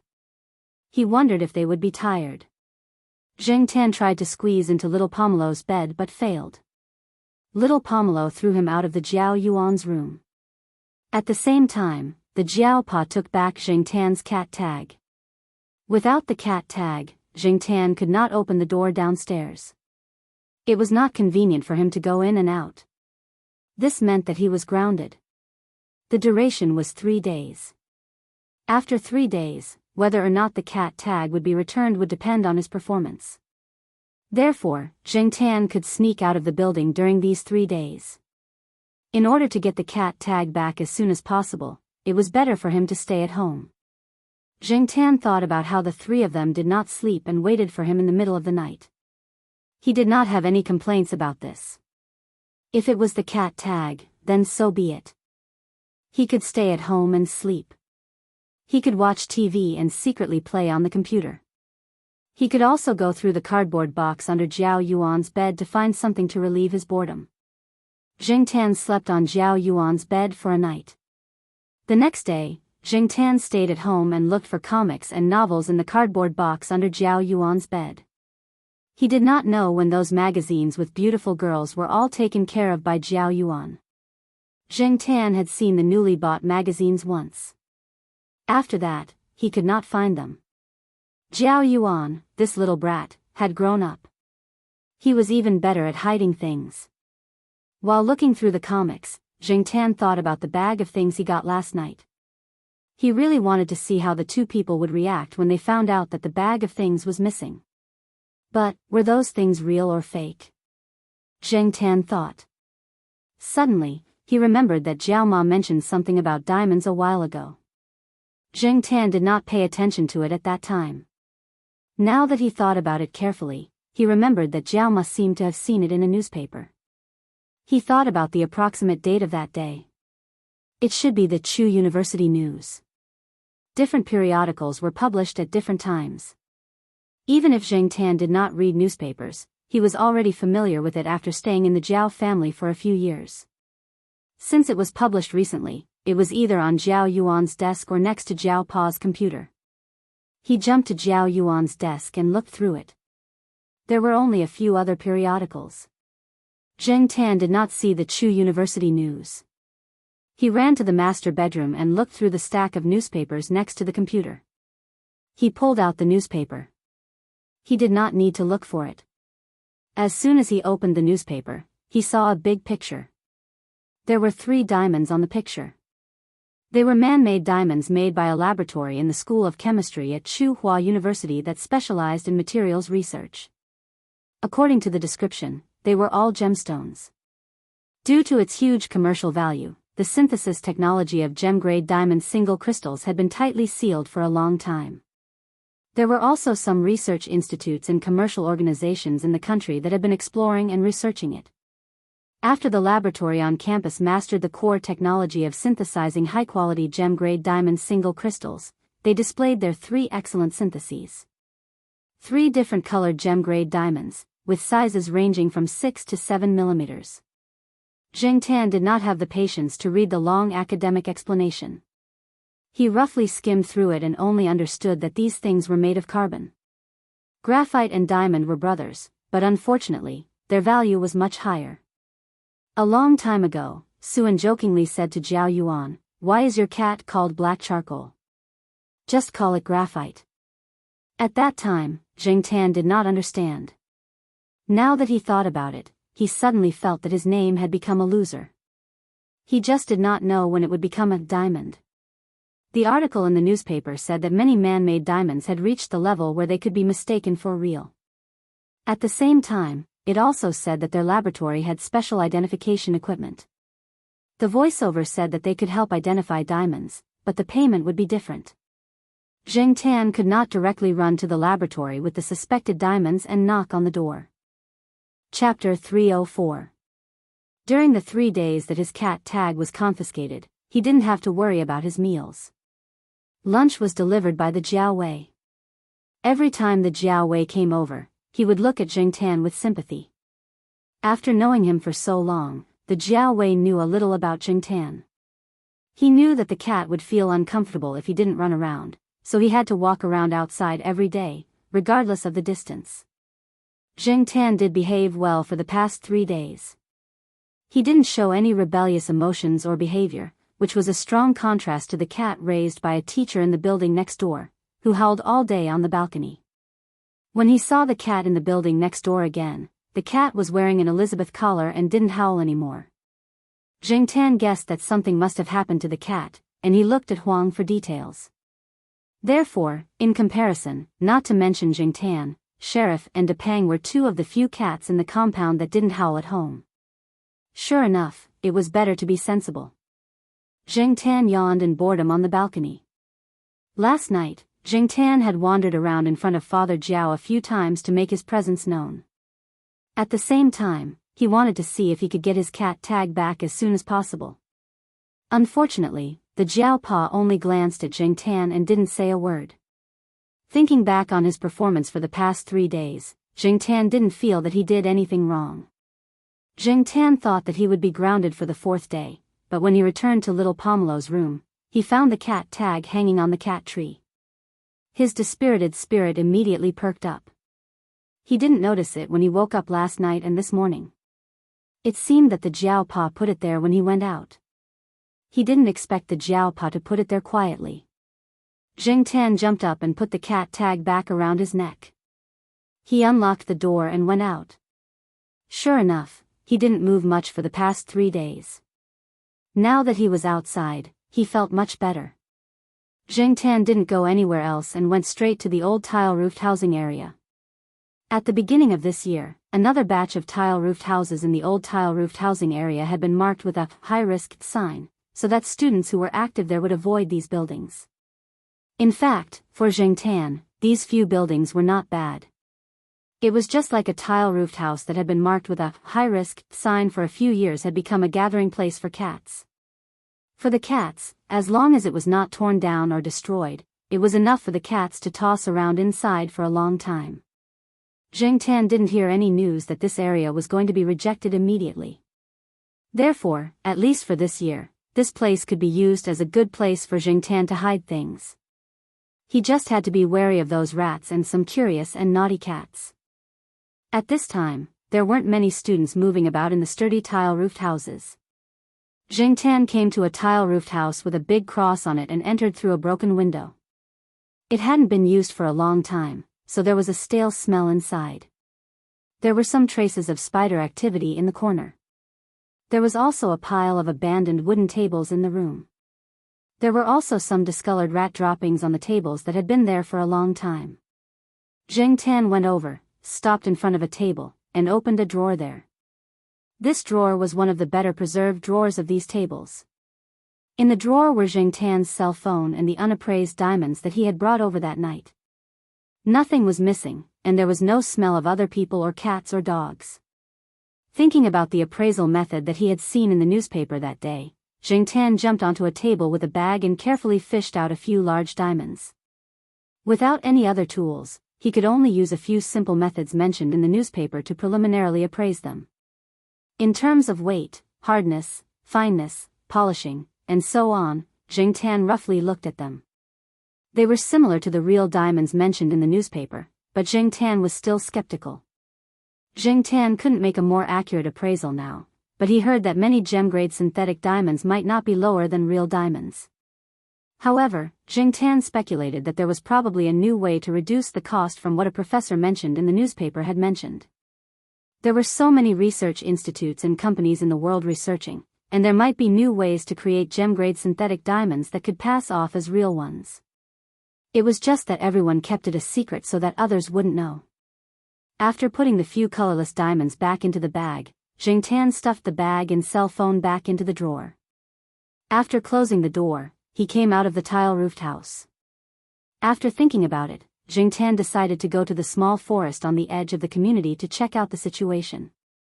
3 days had passed, and he didn't know if the 2 people who hid the things had come back to take a look.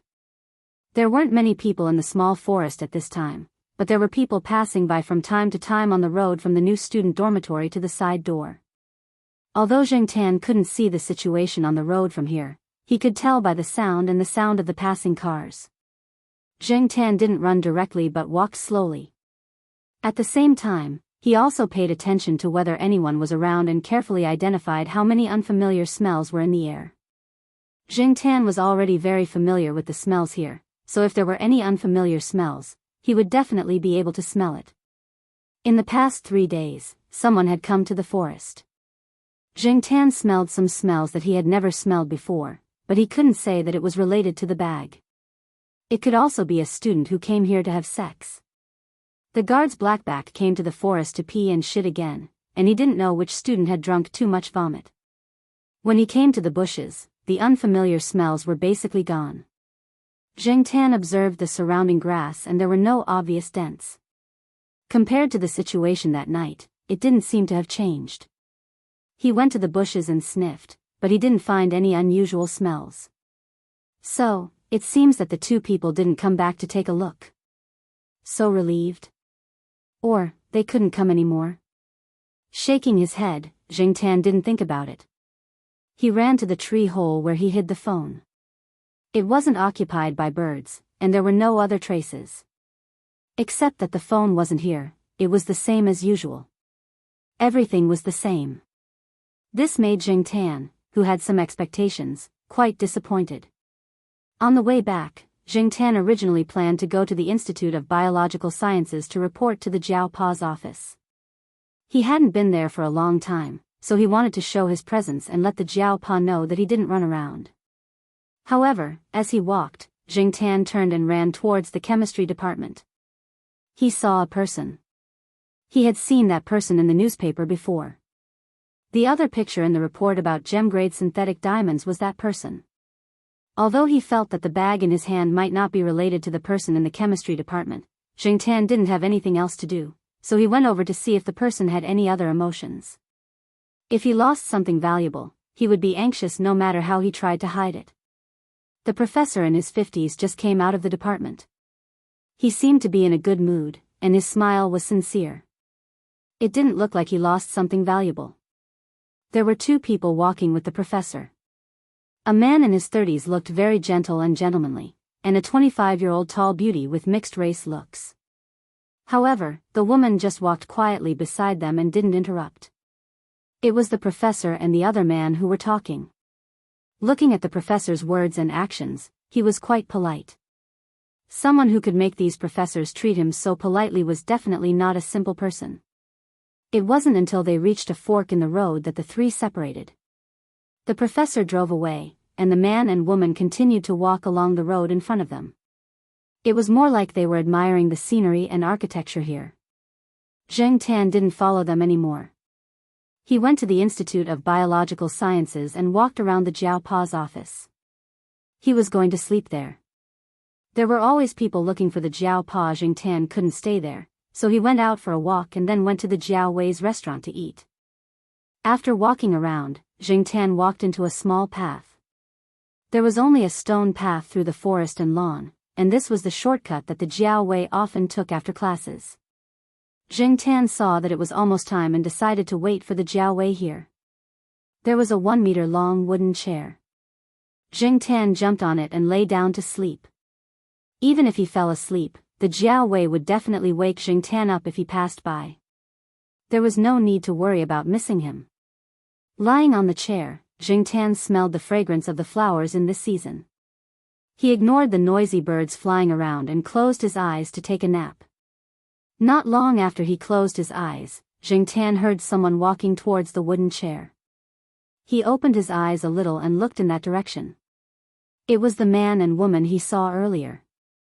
The two of them were walking around the campus. Based on their conversation, they were going to find a place to rest. They didn't expect to see Zheng Tan lying here. The man and woman had noticed a wooden chair not far away and were planning to sit down and rest for a while. When they got closer, they found a black cat lying in the middle of the chair. From its tail to its head, it took up most of the chair. The remaining space was obviously not enough for the two of them to sit down. Originally, the two of them didn't think much of it when they saw the cat occupying the chair. After all, the cat would definitely run away if they walked over. However, to their surprise, when they got closer, the cat was still lying on the chair. It raised its head slightly and looked at them with half-opened eyes. It looked like it was too lazy to move. Zheng Tan turned a deaf ear to the two people's gazes. He was hungry now. The food he ate in the morning was almost digested. He didn't want to go anywhere else and didn't want to sleep on the ground. The two people and the cat looked at each other for about half a minute. Just as the mixed-race beauty was thinking about whether or not to chase them away, Jing Tan yawned and laid down to continue sleeping. He didn't feel much malice from the two people. Since they didn't threaten him, he decided to continue sleeping. The mixed-race beauty who was about to raise her hand saw Jing Tan's sharp teeth when Jing Tan yawned.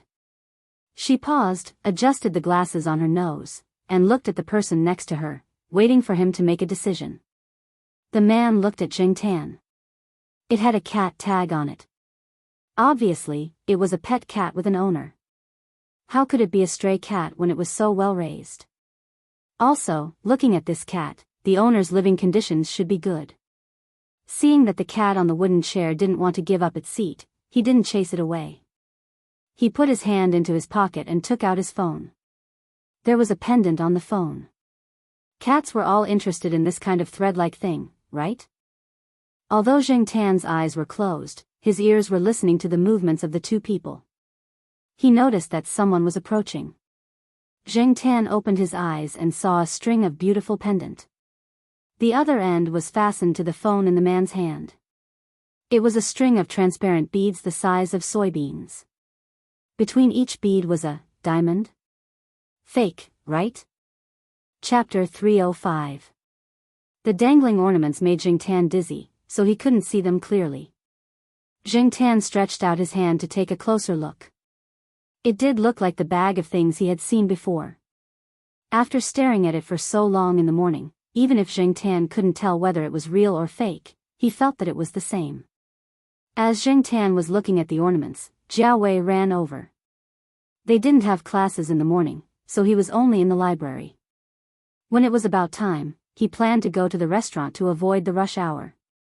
During this period of time, whenever he ran along this road, he would look at both sides of the road, especially the tall trees that were suitable for cats to sleep on and the wooden chairs on the cobblestone road. Jing Tan was very picky about where to sleep.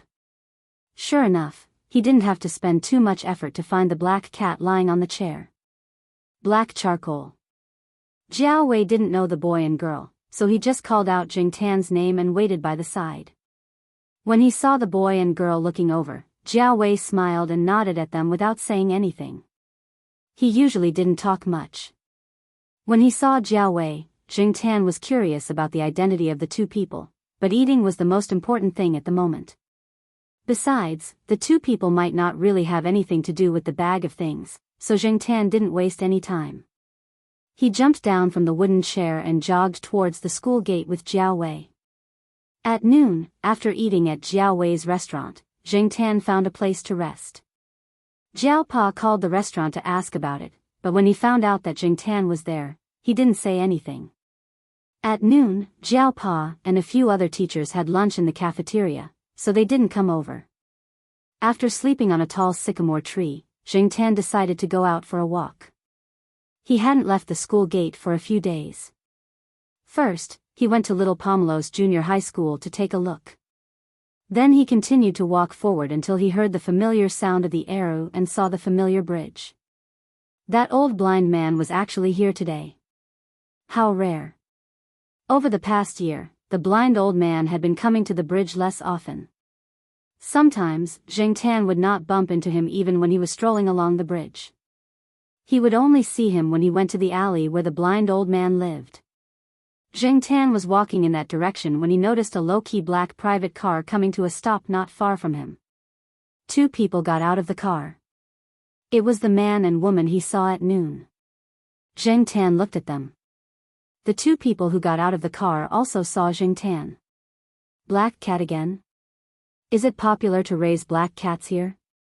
The woman asked. It's the one I saw at noon. The man was a little surprised. Then, he smiled and didn't take it to heart. Different cats had different ways of looking at people. The way the black cat looked at people was very special. However, even if they were the same cat, it was not a big deal to meet them here. It doesn't have a cat tag, the woman said. She was not doubting the opinions of others. She was just voicing her doubts. Generally speaking, pet cats would have cat tags when they were outside. Although there were not many rigid requirements in China, if it was hung in the morning, why did it take it off in the afternoon? Of course, this was only a temporary doubt. Soon, she stopped paying attention to the cat tags. The man and woman looked away from Jingtan. They did not continue to pay attention to Jingtan. They whispered and walked forward.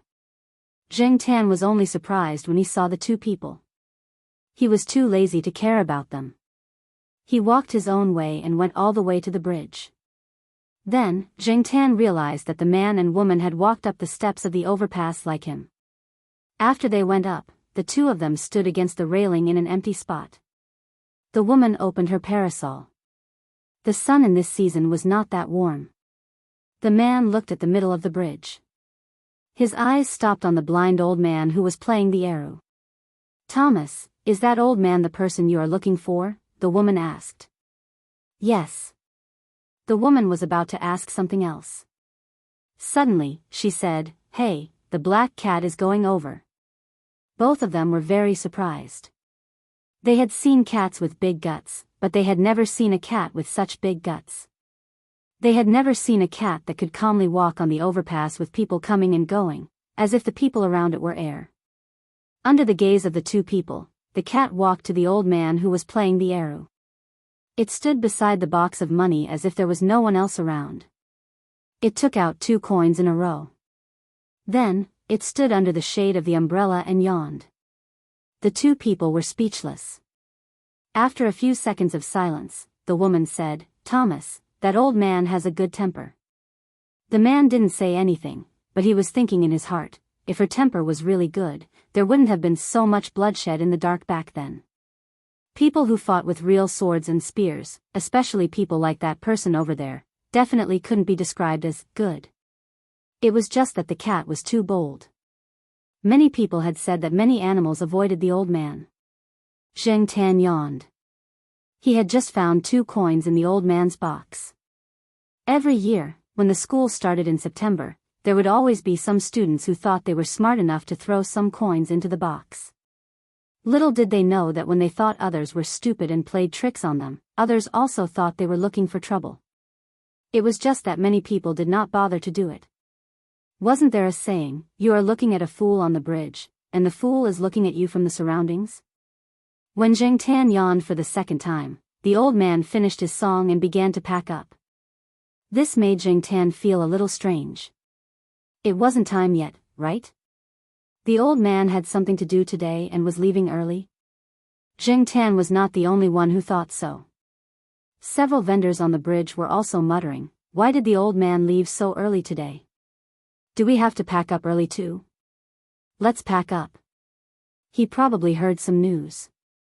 To be on the safe side, let's pack up and leave." So, behind the old man, some vendors also began to pack up. Of course, there were also some vendors who saw that business was good and still stayed there.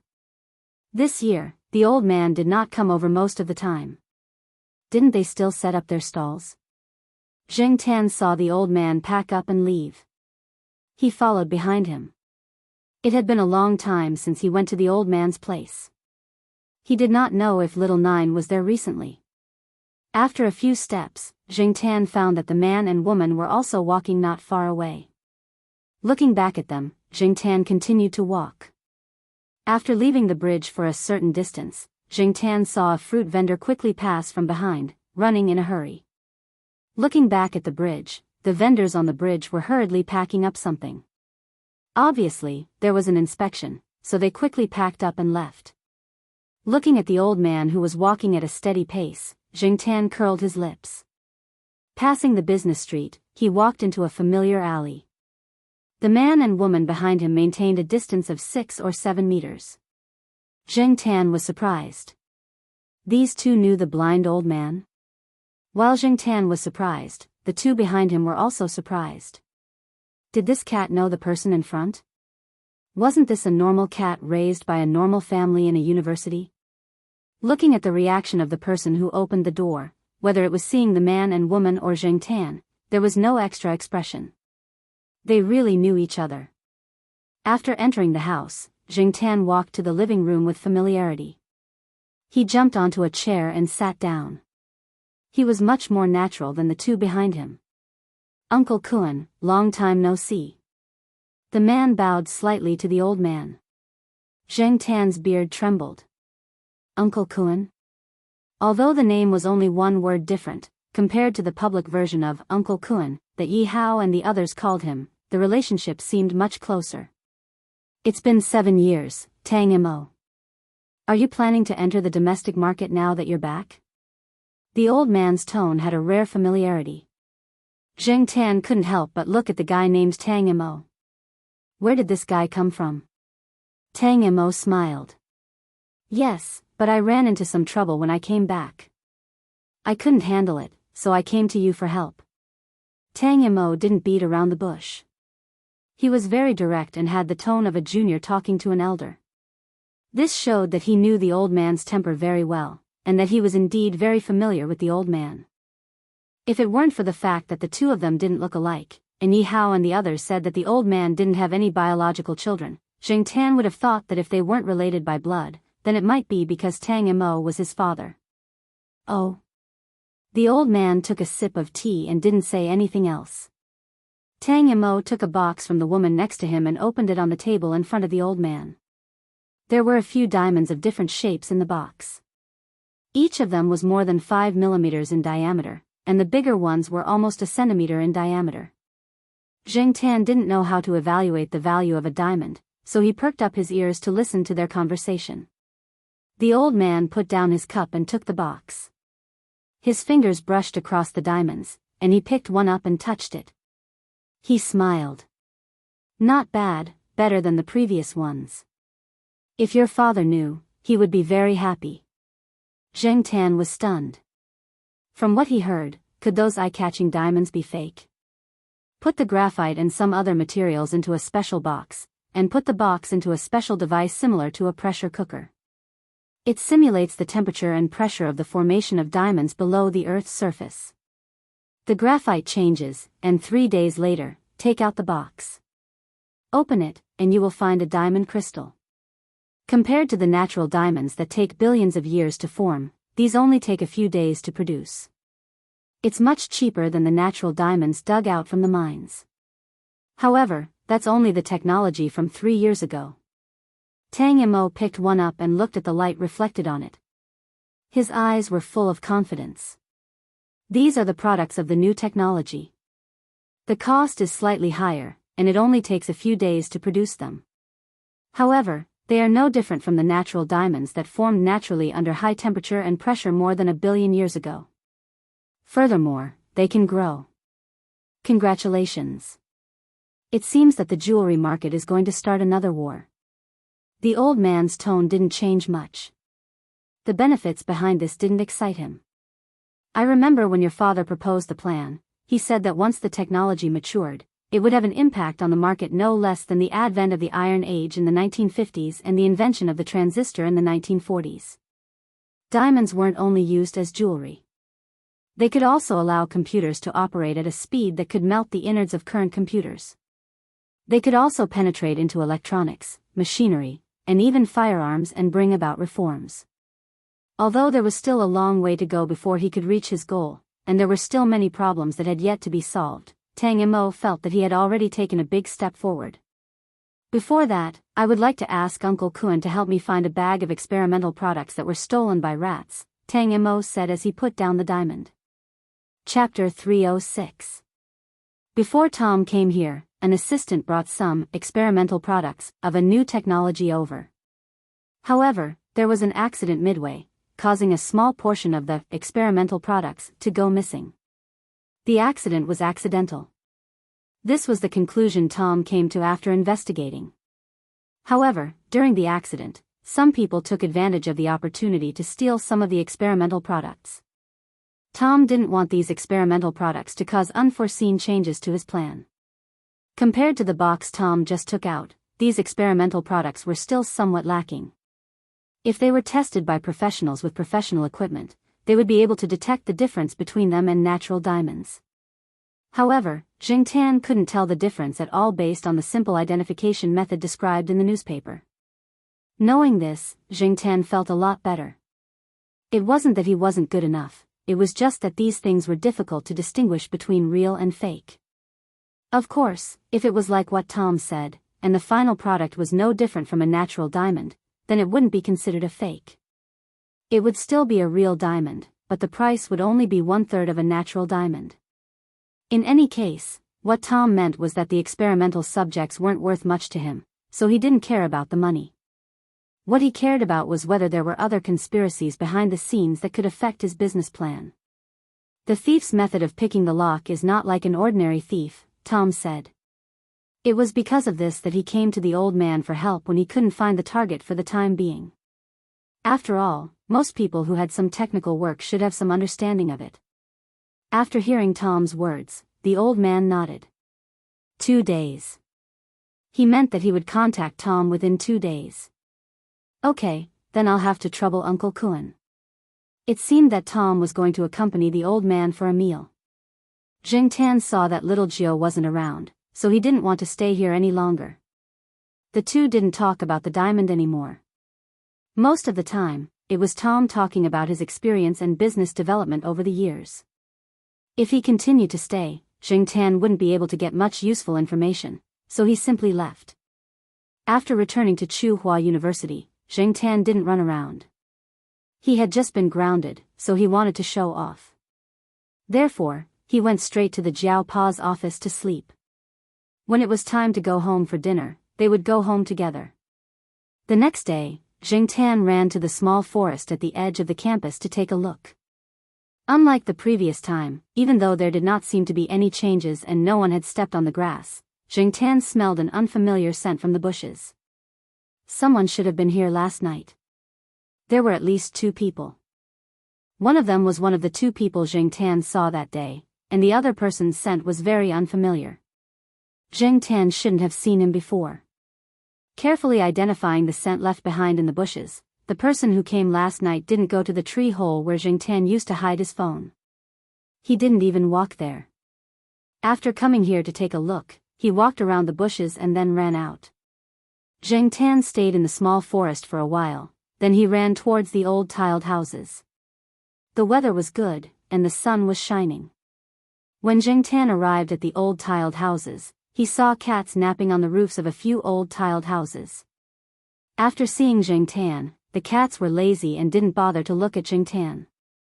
They closed their eyes, licked their paws, and dozed off, doing their own things. Jing Tan climbed into the tiled house at an angle where the cats couldn't see him. He didn't want the cats to see him climbing through the window. Cats were very curious, and Jing Tan couldn't guarantee that they wouldn't follow Jing Tan's footsteps and climb into the house to cause trouble. The house was still the same as when Jing Tan came yesterday. He opened the drawer and looked at the bag of things. It was most likely the missing diamonds that Tom was looking for.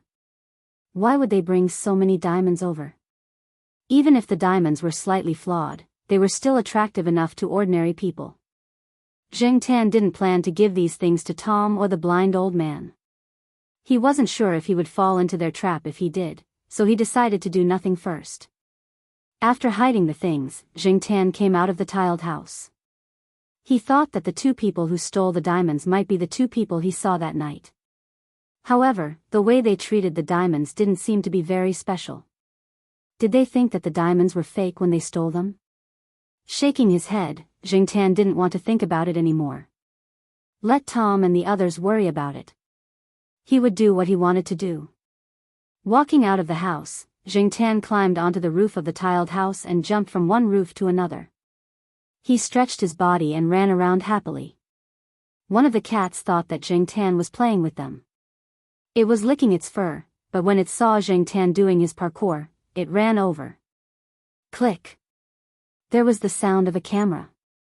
Jing Tan jumped onto the roof of a 2-story building. The 2-story building here was only a little shorter than the 3-story building of a new building. Jing Tan didn't notice that there was someone there, and he didn't pay much attention to it when he was running. Now that he heard the sound of a camera, he realized that there was someone standing there. The person looked like a graduate student. He was holding a DSLR camera and taking pictures of the cats in the old tiled house. When Jing Tan stopped and looked over, the person was taking a few pictures of Jing Tan. Other than Jing Tan, the person was also taking pictures of other cats and some scenery.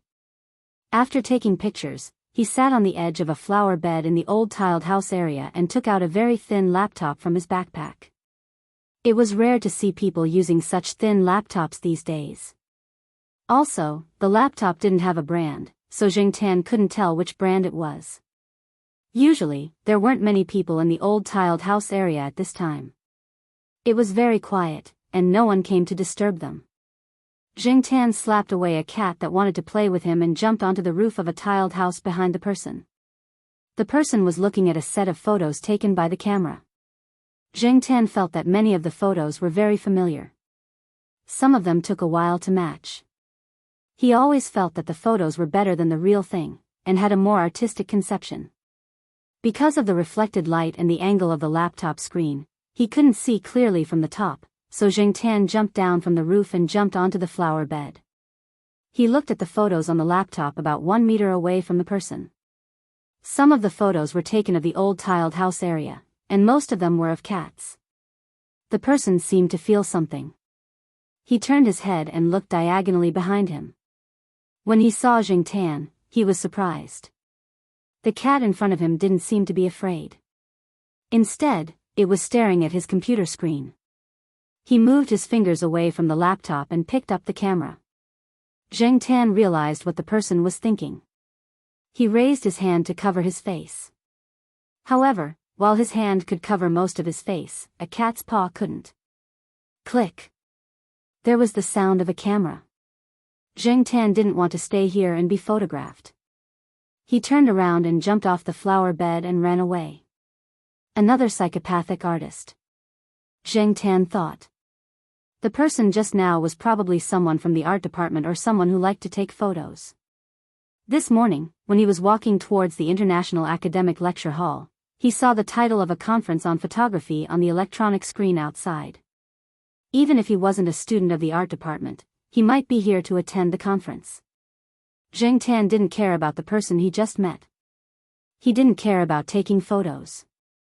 After all, there were many people who used their phones to take photos of the cats in the school. Besides, cats didn't have the so-called right to be photographed. The current domestic law only stipulated that citizens had the right to be photographed. It didn't protect the right to be photographed for pets such as cats and dogs. While Jingtan was thinking about the right to be photographed for cats, in a restaurant about 10 minutes away from Tsinghua University, Tom was looking at the new investigation information that Uncle Kun had just sent to him. The thief had been found, but the test subjects were really missing. The thief was a habitual offender. He was caught during a cleanup operation last year. Not long ago, he was released from prison. He happened to run into an accident and stole some diamonds. However, when he pried open the box containing the test subjects, he found that there were too many diamonds inside. His first thought was that they were fake. How could there be so many real diamonds? However, for people like him, they could sell fake diamonds for real money. At that time, there were people nearby who had rushed to the scene of the accident. The thief didn't have time to examine them carefully. He was also afraid of being discovered. The big box containing the test subjects couldn't be taken away either. It would be a pity to just give up on them, so he grabbed a bunch and ran away. The thief had a habit. He would hide the stolen things in a place and wait for the news to die down before going back to look for them. When the blind old man's people found the thief, he was checking his recent gains with his nephew. The blind old man sent people to follow the thief, but they found that the test subjects were gone. Tom was inclined to believe this result. However, knowing that there was no other conspiracy behind this, he was a lot more relieved. If he really couldn't find it, then there was no need to look for it anymore. He should focus on the current situation. He passed the folder in his hand to the woman beside him and turned to look at the door. Sorry for being late. I was at a meeting and was dragged over to talk for a while. A young man with a backpack walked over and sat in the chair opposite Tom. This was the guy who took the photos that Jingtan saw. Thomas, when did you and Kelly come back to China? We just came back 2 days ago, Tom replied. The three of them chatted and ate. Tom looked at the person opposite him. Yang Yi, what did you take today? Judging by the look on his face, he must have taken a lot of photos that he was satisfied with. Yang Yi took out his laptop and opened a set of photos. I took some photos of some cats in Tsinghua University. They looked like photos I've seen before, so I took some photos. Really? Let me see. Yang Yi passed the laptop over. Tom flipped through the photos on the screen. There were photos taken today and also some old photos that were copied. There were also a few old photos that were scanned. They looked like they were taken in the 80s and 90s.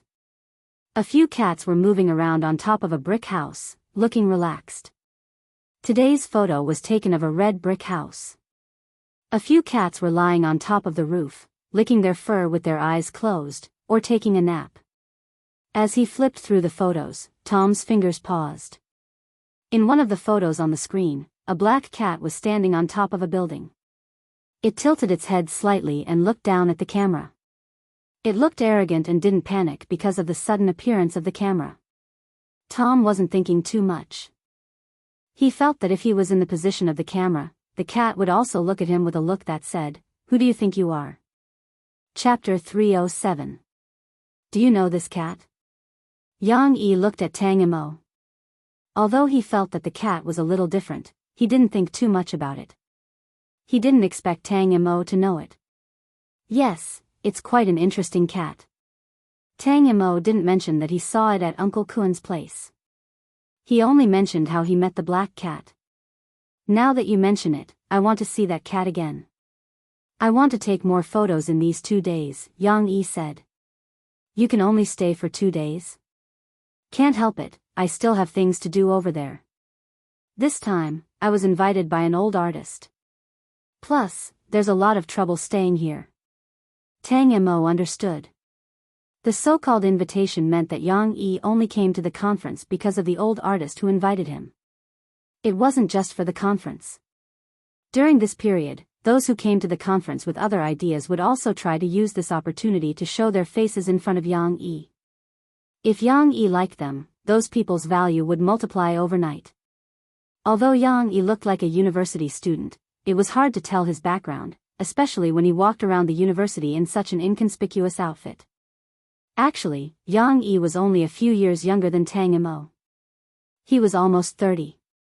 Yang Yi had an entertainment management company, Yixing Culture. The company's name was somewhat famous in the industry, but outsiders might not know about it. The company had only been established for less than 3 years, but its development was impressive. Most importantly, it had a backer. Every industry had its own rules.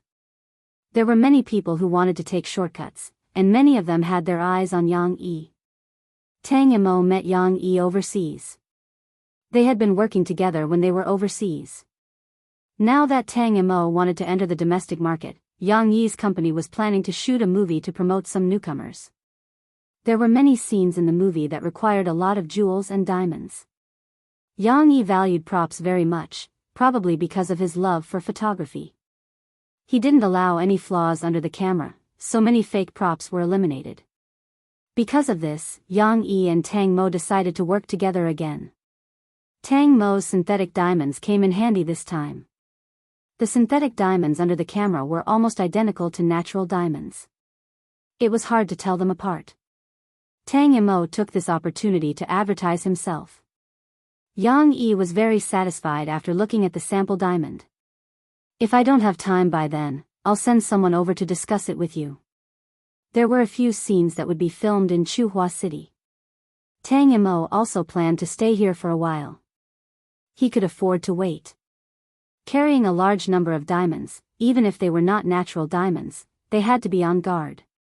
In the next few days, there would be another batch of jewelry shipped over. During this period of time, Tang Mo would stay in the old man's territory to be more secure. After finishing his discussion with Tang Mo, Yang Yi walked out of the restaurant with his backpack and hailed a cab to return to the hotel to rest. The next day, Yang Yi had originally planned to check on the preparation at the film set, but after looking at the photos for half the night, he decided to make a trip to Tsinghua University today. It was rare for him to come across a cat scene that touched him, so he decided to go take a look again. Actually, Yang Yi didn't have any special interest in cats. The one who liked cats was his maternal grandfather. When he saw the old tile-roofed houses in Tsinghua University and the cats there, he was reminded of the things that happened in his maternal grandfather's house when he was young. Yang Yi's maternal grandfather's family was quite well off. The old man liked to raise cats and take pictures of them with a camera. At that time, taking pictures with cameras wasn't as convenient as it was now, so they had to save on film. The technical requirements were high, and because of this, the old man was very experienced in taking pictures of cats. Every time Yang Yi went over, the old man would show off his shooting results to Yang Yi and show off his shooting skills. Yang Yi remembered his maternal grandfather saying that cats were a very special kind of animal. They had personalities and were also scheming. They weren't as easy to tame as dogs, and they weren't cooperative during filming. They were unruly and did things their own way. Therefore, the technical difficulty was slightly higher, and there was a lot of attention to when and what kind of photos were taken.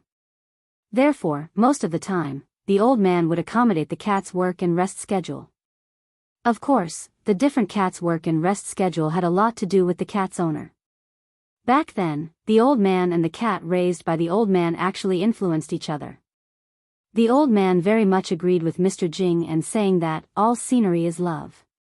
Using the scenery to express one's emotions, and using the scenery to express one's emotions. The photographer's mission was to record images, and every photo contained the photographer's emotions. Looking through the old photos from when he was young, he realized that the person who took the photos was no longer there. The cats in the photos were also long gone. Although he didn't set foot in the pet-rearing circle that was becoming more and more prosperous with the economic and social development, Yang Yi had always been taking pictures of cats. It had a kind of chance and randomness in life. Whenever he came across them, he would take pictures. Therefore, it was rare for him to have some feelings. He wanted to take more pictures. He might not have time to come here in the future. Even if he came here, who knew if this place would still be the same? Now, many universities were undergoing renovation. The old buildings were being demolished and new buildings were being built. When the time came, would the cats still be there? Yang Yi woke up early. When he came to Tsinghua University, he saw many old people walking around outside. Today was Saturday, and most of the students didn't have classes. Therefore, there were fewer students walking around than usual. This time, Yang Yi entered from another door. It was a different route from yesterday's meeting. This side was close to the faculty's residence. It was much quieter. Moreover, most of the people he saw were old people. Many of the old people were the type to sleep and wake up early. They didn't stay up late like the young people. After taking a few pictures, Yang Yi saw an old man carrying a bag of steamed buns bought from the cafeteria. He was walking a bullhead terrier. He was probably tired from walking and was resting on a wooden chair by the lawn. The bullhead terrier was squatting beside him. When it looked around, its small triangular eyes were filled with vigilance.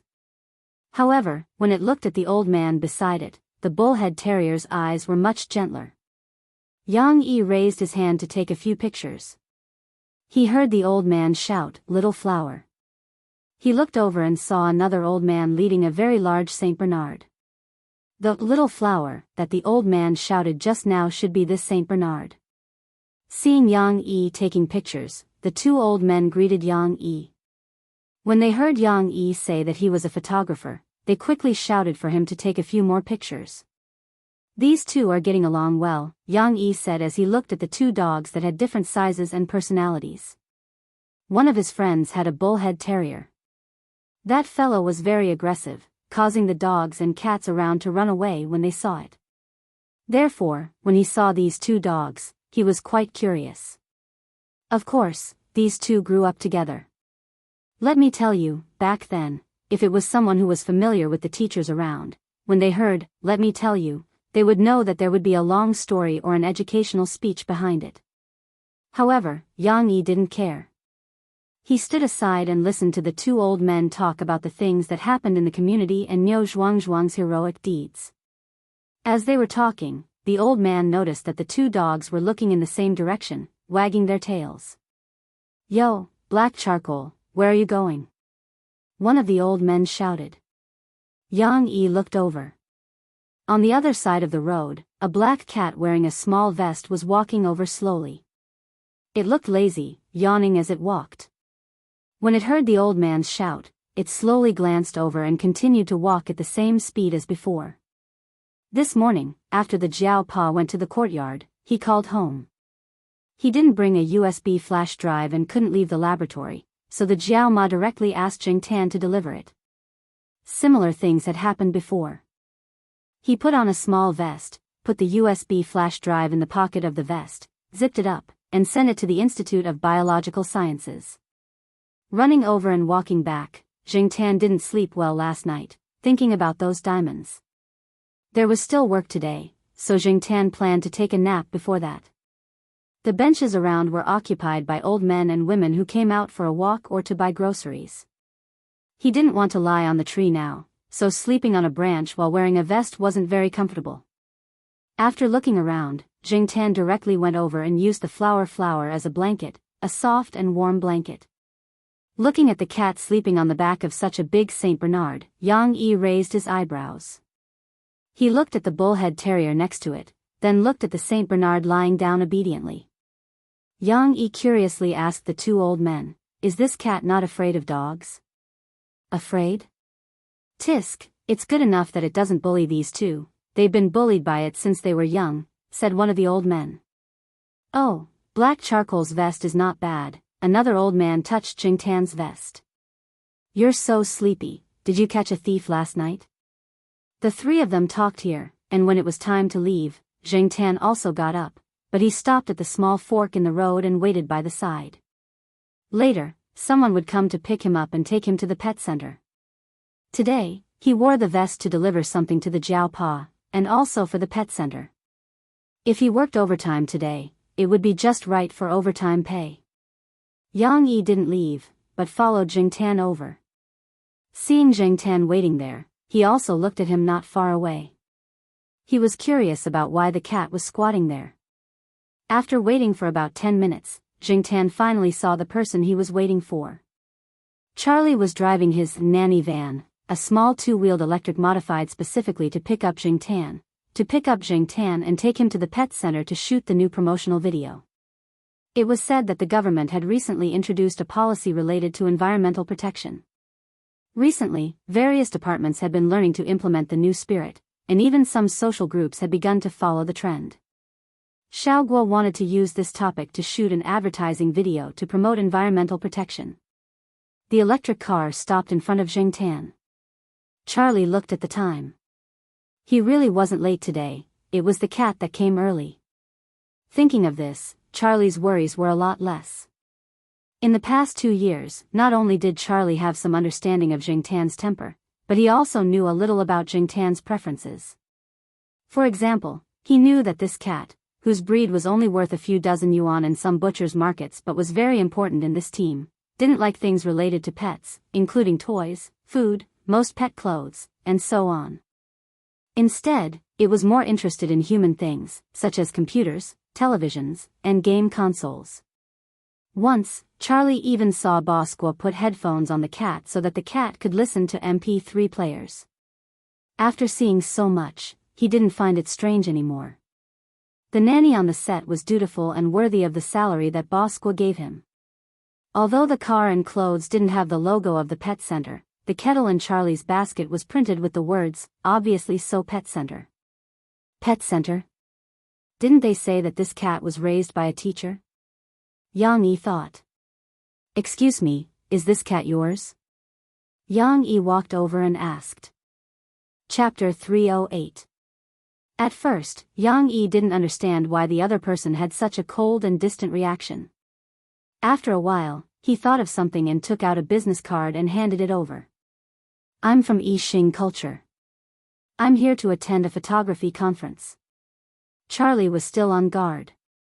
He didn't know what Yixing Culture was, but since it involved people in the photography industry, he could be considered to have crossed paths with them. So, before he fully understood, Charlie still saw Yang Yi as a competitor. The business card Yang Yi gave was a relatively ordinary one.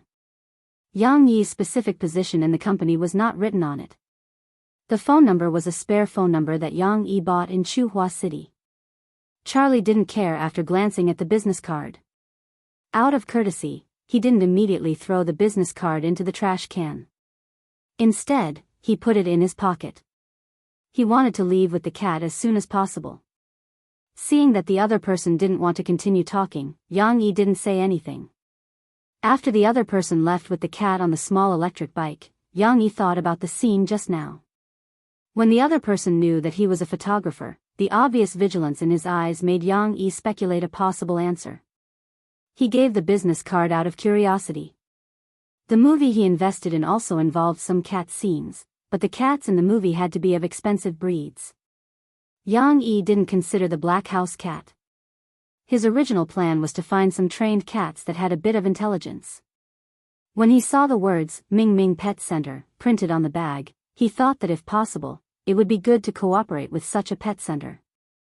It was just a spur-of-the-moment behavior of him.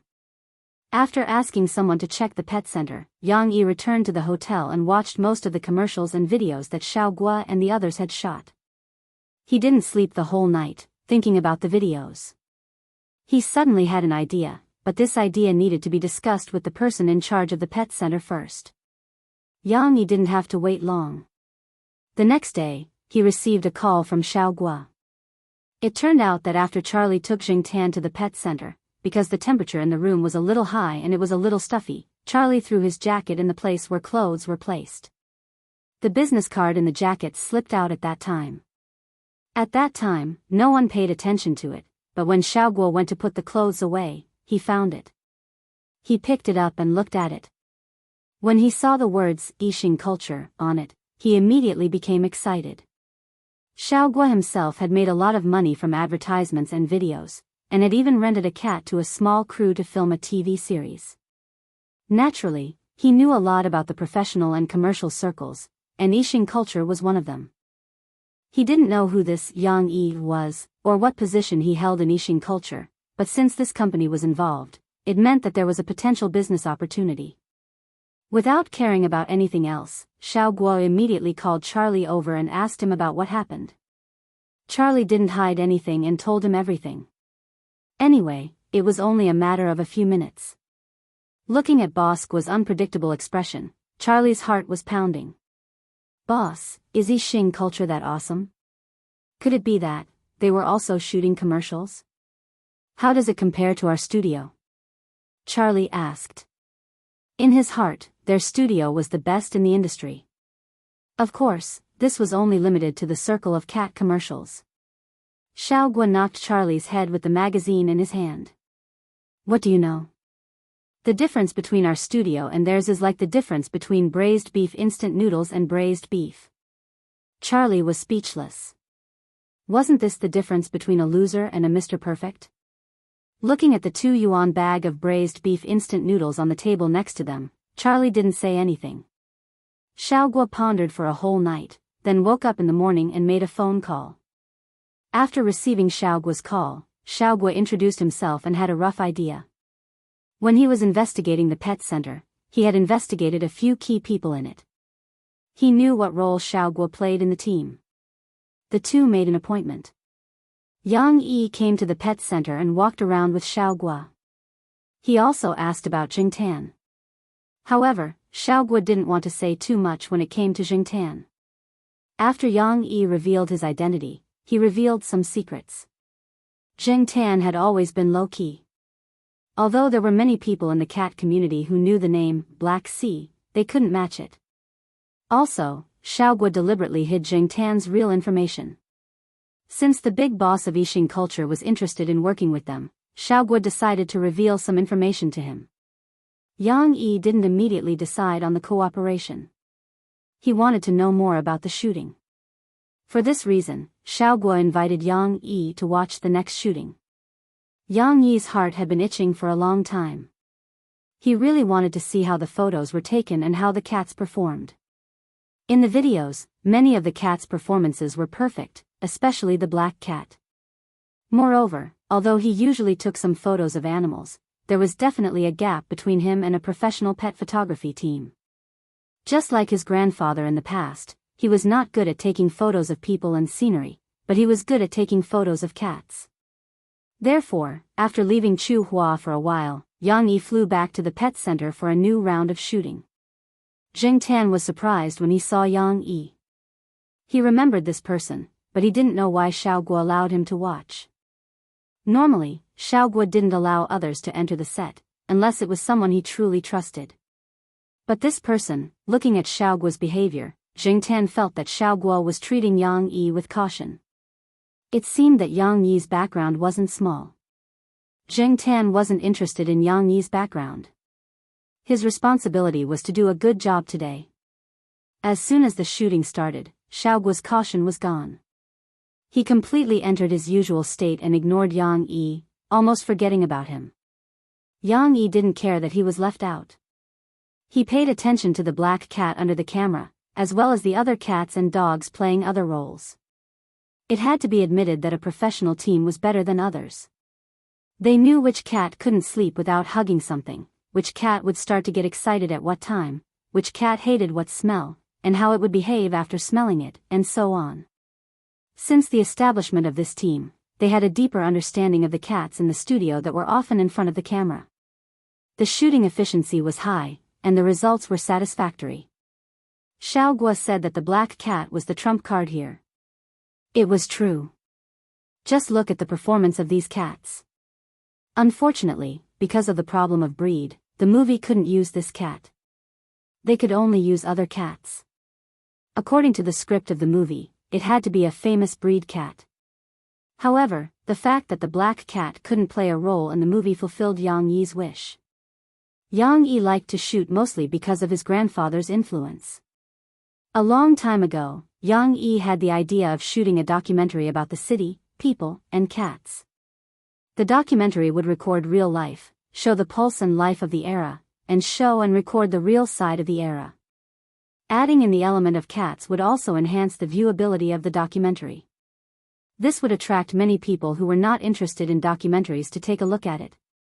However, it was difficult and he hadn't been able to put it into practice.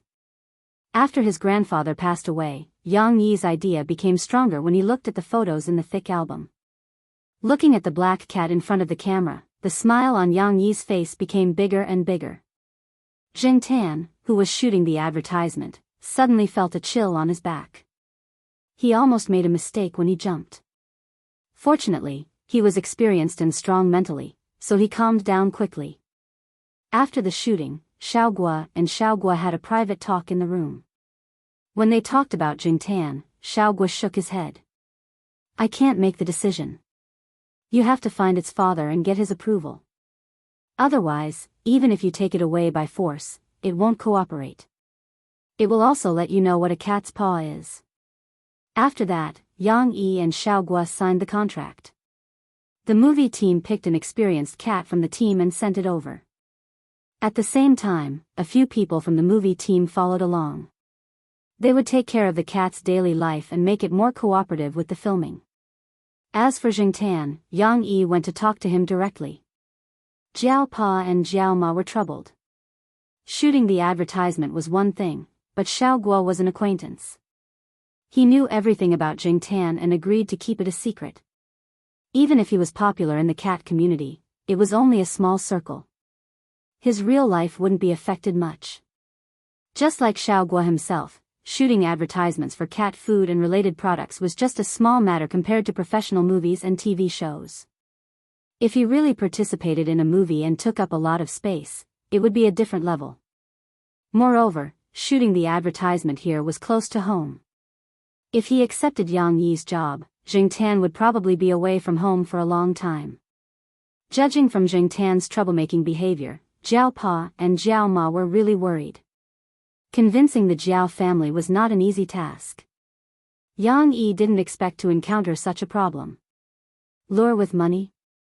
Sorry, Jiao family wasn't as poor as people thought. They weren't crazy about money and wouldn't fall for it. Threaten? In Xiaoguo's words, that cat would let you know what a cat's paw was. Let's just wait until the Jiao family agrees.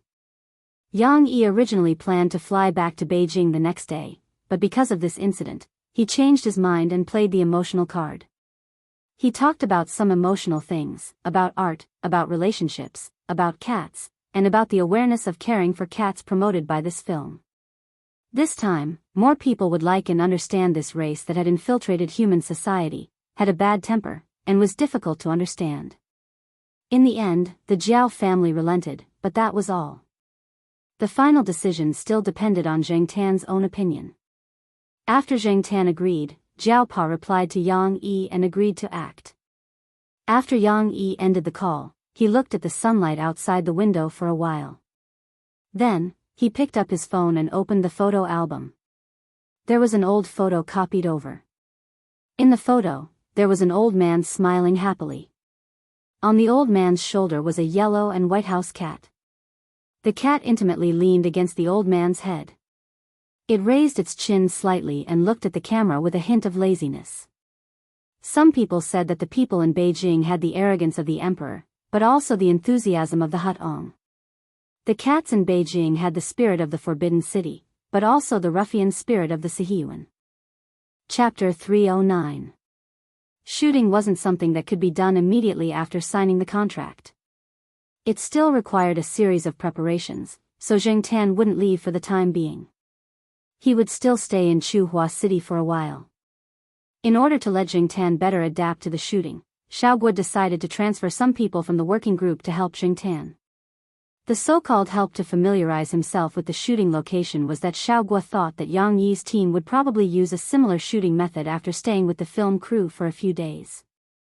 Therefore, Zhang Tan was taken to the pet center every day to face the familiar people, cameras, props, and so on in the studio. He was brought here for special training, so the people around him were very active. Zhang Tan didn't need to shoot advertising videos and pictures these days, so he was quite bored in the studio. If there was no privacy to eat, sleep, or even poop, Zhang Tan didn't mind letting Xiaoguo know what a cat's paw was. Therefore, when Xiaoguo returned to the pet center from the film crew and opened the door of his lounge, he found that the sofa cushion that he bought less than half a year ago was full of scars. Xiaoguo didn't lock the lounge these 2 days, and only Li Yuanba, Peanut Candy, and Zhang Tan could open the door by themselves. Zhang Tan often slept here, and Li Yuanba occasionally came over. Peanut Candy basically didn't enter the door. Among them, Li Yuanba had his own special place for lunch, the bookshelf. Only Zhang Tan slept on the sofa. Half a year ago, Xiaoguo annoyed Zhang Tan because of something. In a fit of anger, he destroyed a sofa in Xiaoguo's place. Now, he destroyed the cushion of a new sofa as a warning. After seeing the miserable state of the sofa, Xiaoguo wailed and then lay on the computer chair. When he looked up, he saw Li Yuanba on the bookshelf. Li Yuanba's eyes made Xiaoguo feel as if he had done something stupid again. "Can't you stop him?" Xiaoguo said to Li Yuanba. Li Yuanba turned his head and went back to sleep. Xiaoguo sighed. He knew Li Yuanba's fighting ability. He could beat up cats, scratch dogs, and even fight thieves. However, he just watched from the side when Zhang Tan destroyed the sofa and never stopped him. They were all ancestors and were really hard to please. Each of them had a bad temper. If only they were as obedient as Prince and the others. However, these few were a little special. That's right, that black cat was different too, so he couldn't treat it the same way he treated other cats. If it was a human, what should he do? Reason with him, do some work, and enlighten him? After making up his mind, Xiaoguo immediately contacted Charlie. Thus, wet nurse Charlie was forced into a corner. For the next few days, Zhang Tan didn't see any of those annoying things when he came to the pet center. However, no matter how hard Charlie worked, Zhang Tan's attitude could only be regarded as normal. Charlie didn't know if Charlie had instilled Bosqua's order into the cat's brain. Bosqua had been busy these days, so he gave Charlie this difficult task to try to arouse the cat's positive emotions. Charlie didn't know what a cat looked like when it was in a positive mood. He only knew that when he was working, he talked until his mouth was dry. In the end, he found that the cat lying lazily on the chair narrowed its eyes and yawned. Then, it ignored him. Charlie's mood at that time. Speaking of it, he felt like crying. For the sake of the high salary, he accepted it. Xiaoguo came back early that day. When he came to the studio, Zheng Tan hadn't left yet. He was lying on the sofa and sleeping. Charlie next to him had a tangled look on his face. No one knew what he was thinking. Seeing Xiaoguo, Charlie got up and talked about today's situation. Still the same? Xiaoguo frowned. This cooperation with Yang Yi was an excellent opportunity. If the cat didn't agree, it would be fine. But since it agreed to act, Xiaoguo had to spend more effort on it. If he was passive and slack off, people wouldn't be optimistic about him. It was fine here, but if he went to Beijing and went to other people's territory, he didn't know if he would be at a disadvantage. Throwing his coat on the sofa, Xiaoguo didn't bother to change his shoes. He wiped his face, rolled up his sleeves, and walked to Zheng Tan. He squatted down and looked at Zheng Tan, who had just woken up. He waved his fist seriously to encourage him. Black charcoal, after this job, will be rich. Zheng Tan and Charlie, simple, direct, and effective. Zheng Tan's fighting spirit was finally ignited and he narrowed his eyes. Zheng Tan looked at the contract. The money was indeed a lot, but Zheng Tan felt that Xiaoguo was too nervous. He wasn't a rookie who just started shooting commercials. Did he need to worry so much? Sighing in his heart, Zheng Tan felt that recently everyone seemed to be a little too nervous and anxious, whether it was the people at the pet center or the Jiao family. While Zheng Tan was sighing, the Jiao Pa was thinking about whether to contact the people he knew in Beijing. He knew people there, but they definitely didn't have time to take care of them. It was also inconvenient for them to take care of them. After thinking about it, the Jiao Pa contacted Fang Xiaokong. The third Master Fang's base was in Beijing. It was more reliable to ask him for help. The third Master Fang, who was busy in other provinces, was surprised when he received the call from the Jiao Pa, shooting a documentary. The third Master Fang waved his hand and asked his assistant to leave. He put his feet on the desk. Who is it? Mr. Yang from Yixing Culture, the Jiao Pa said. That kid Yang Yi? Okay, I got it. Don't worry. Even if I don't have time, I will ask someone to take care of him. The third Master Fang gave the Jiao Pa a phone number. If there was a need, he could ask someone to contact this number. With the third Master Fang's promise, the Jiao Pa suddenly felt a lot more at ease. But he wasn't completely relieved. After all, that cat was really a troublemaker. After the third Master Fang hung up the phone, he flipped through his contact list and dialed a number. It rang for a long time before it was picked up. Hello? The other party didn't seem to be awake.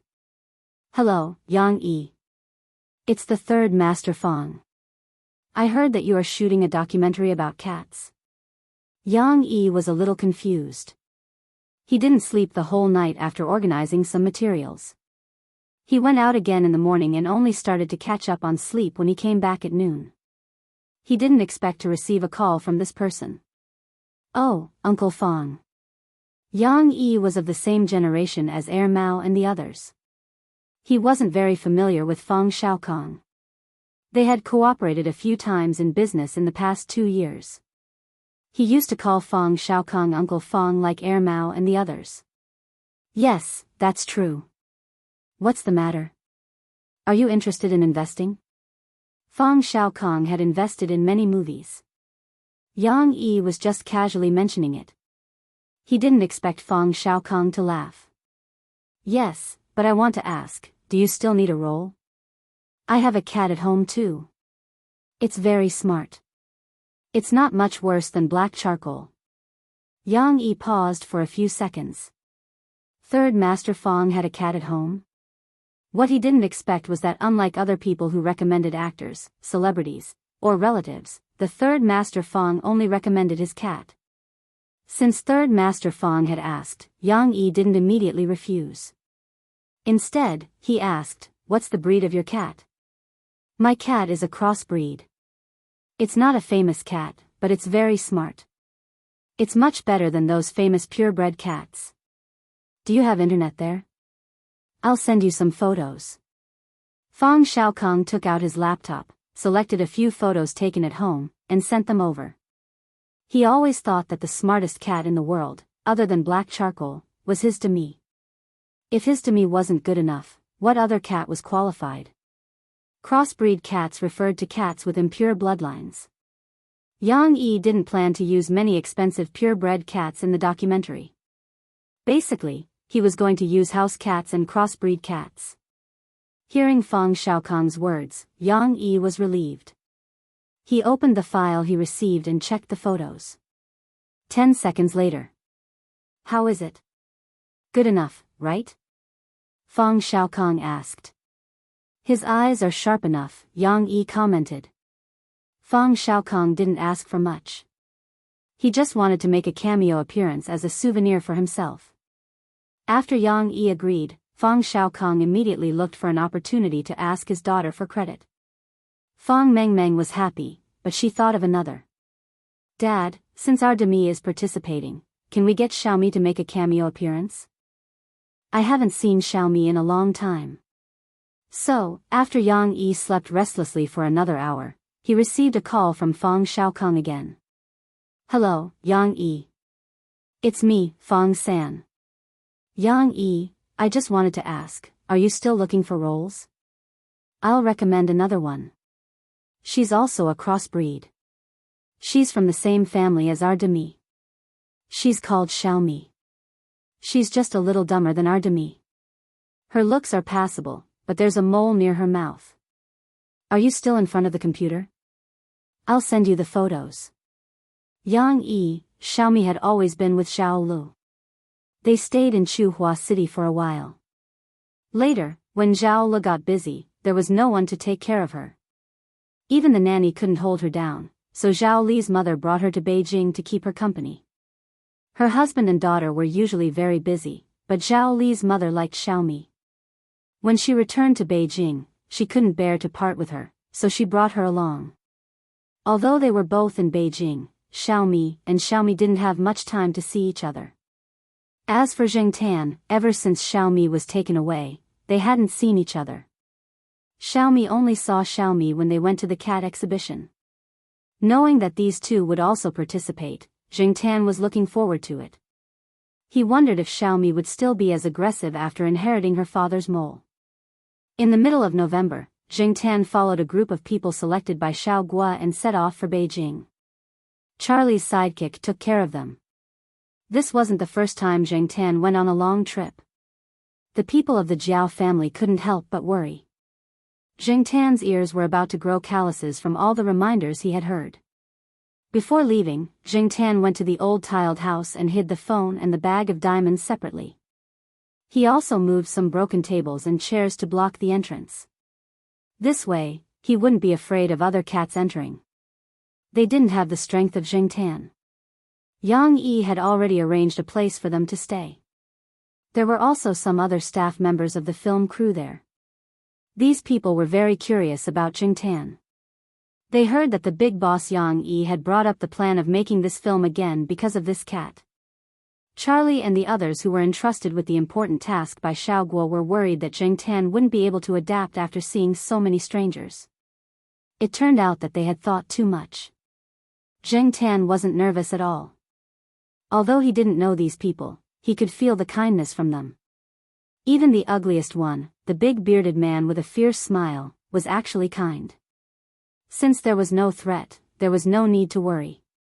After Charlie called the Jiao family to tell them that he was safe, someone came to pick up Zhengtan before Zhengtan could get familiar with the people of the film crew. It was Fang Xiaokong's people. After going downstairs, Zhengtan glanced around and his gaze fell on the silver private car. Black charcoal, over here. Fang Mengmeng opened the car window and waved at Zhengtan.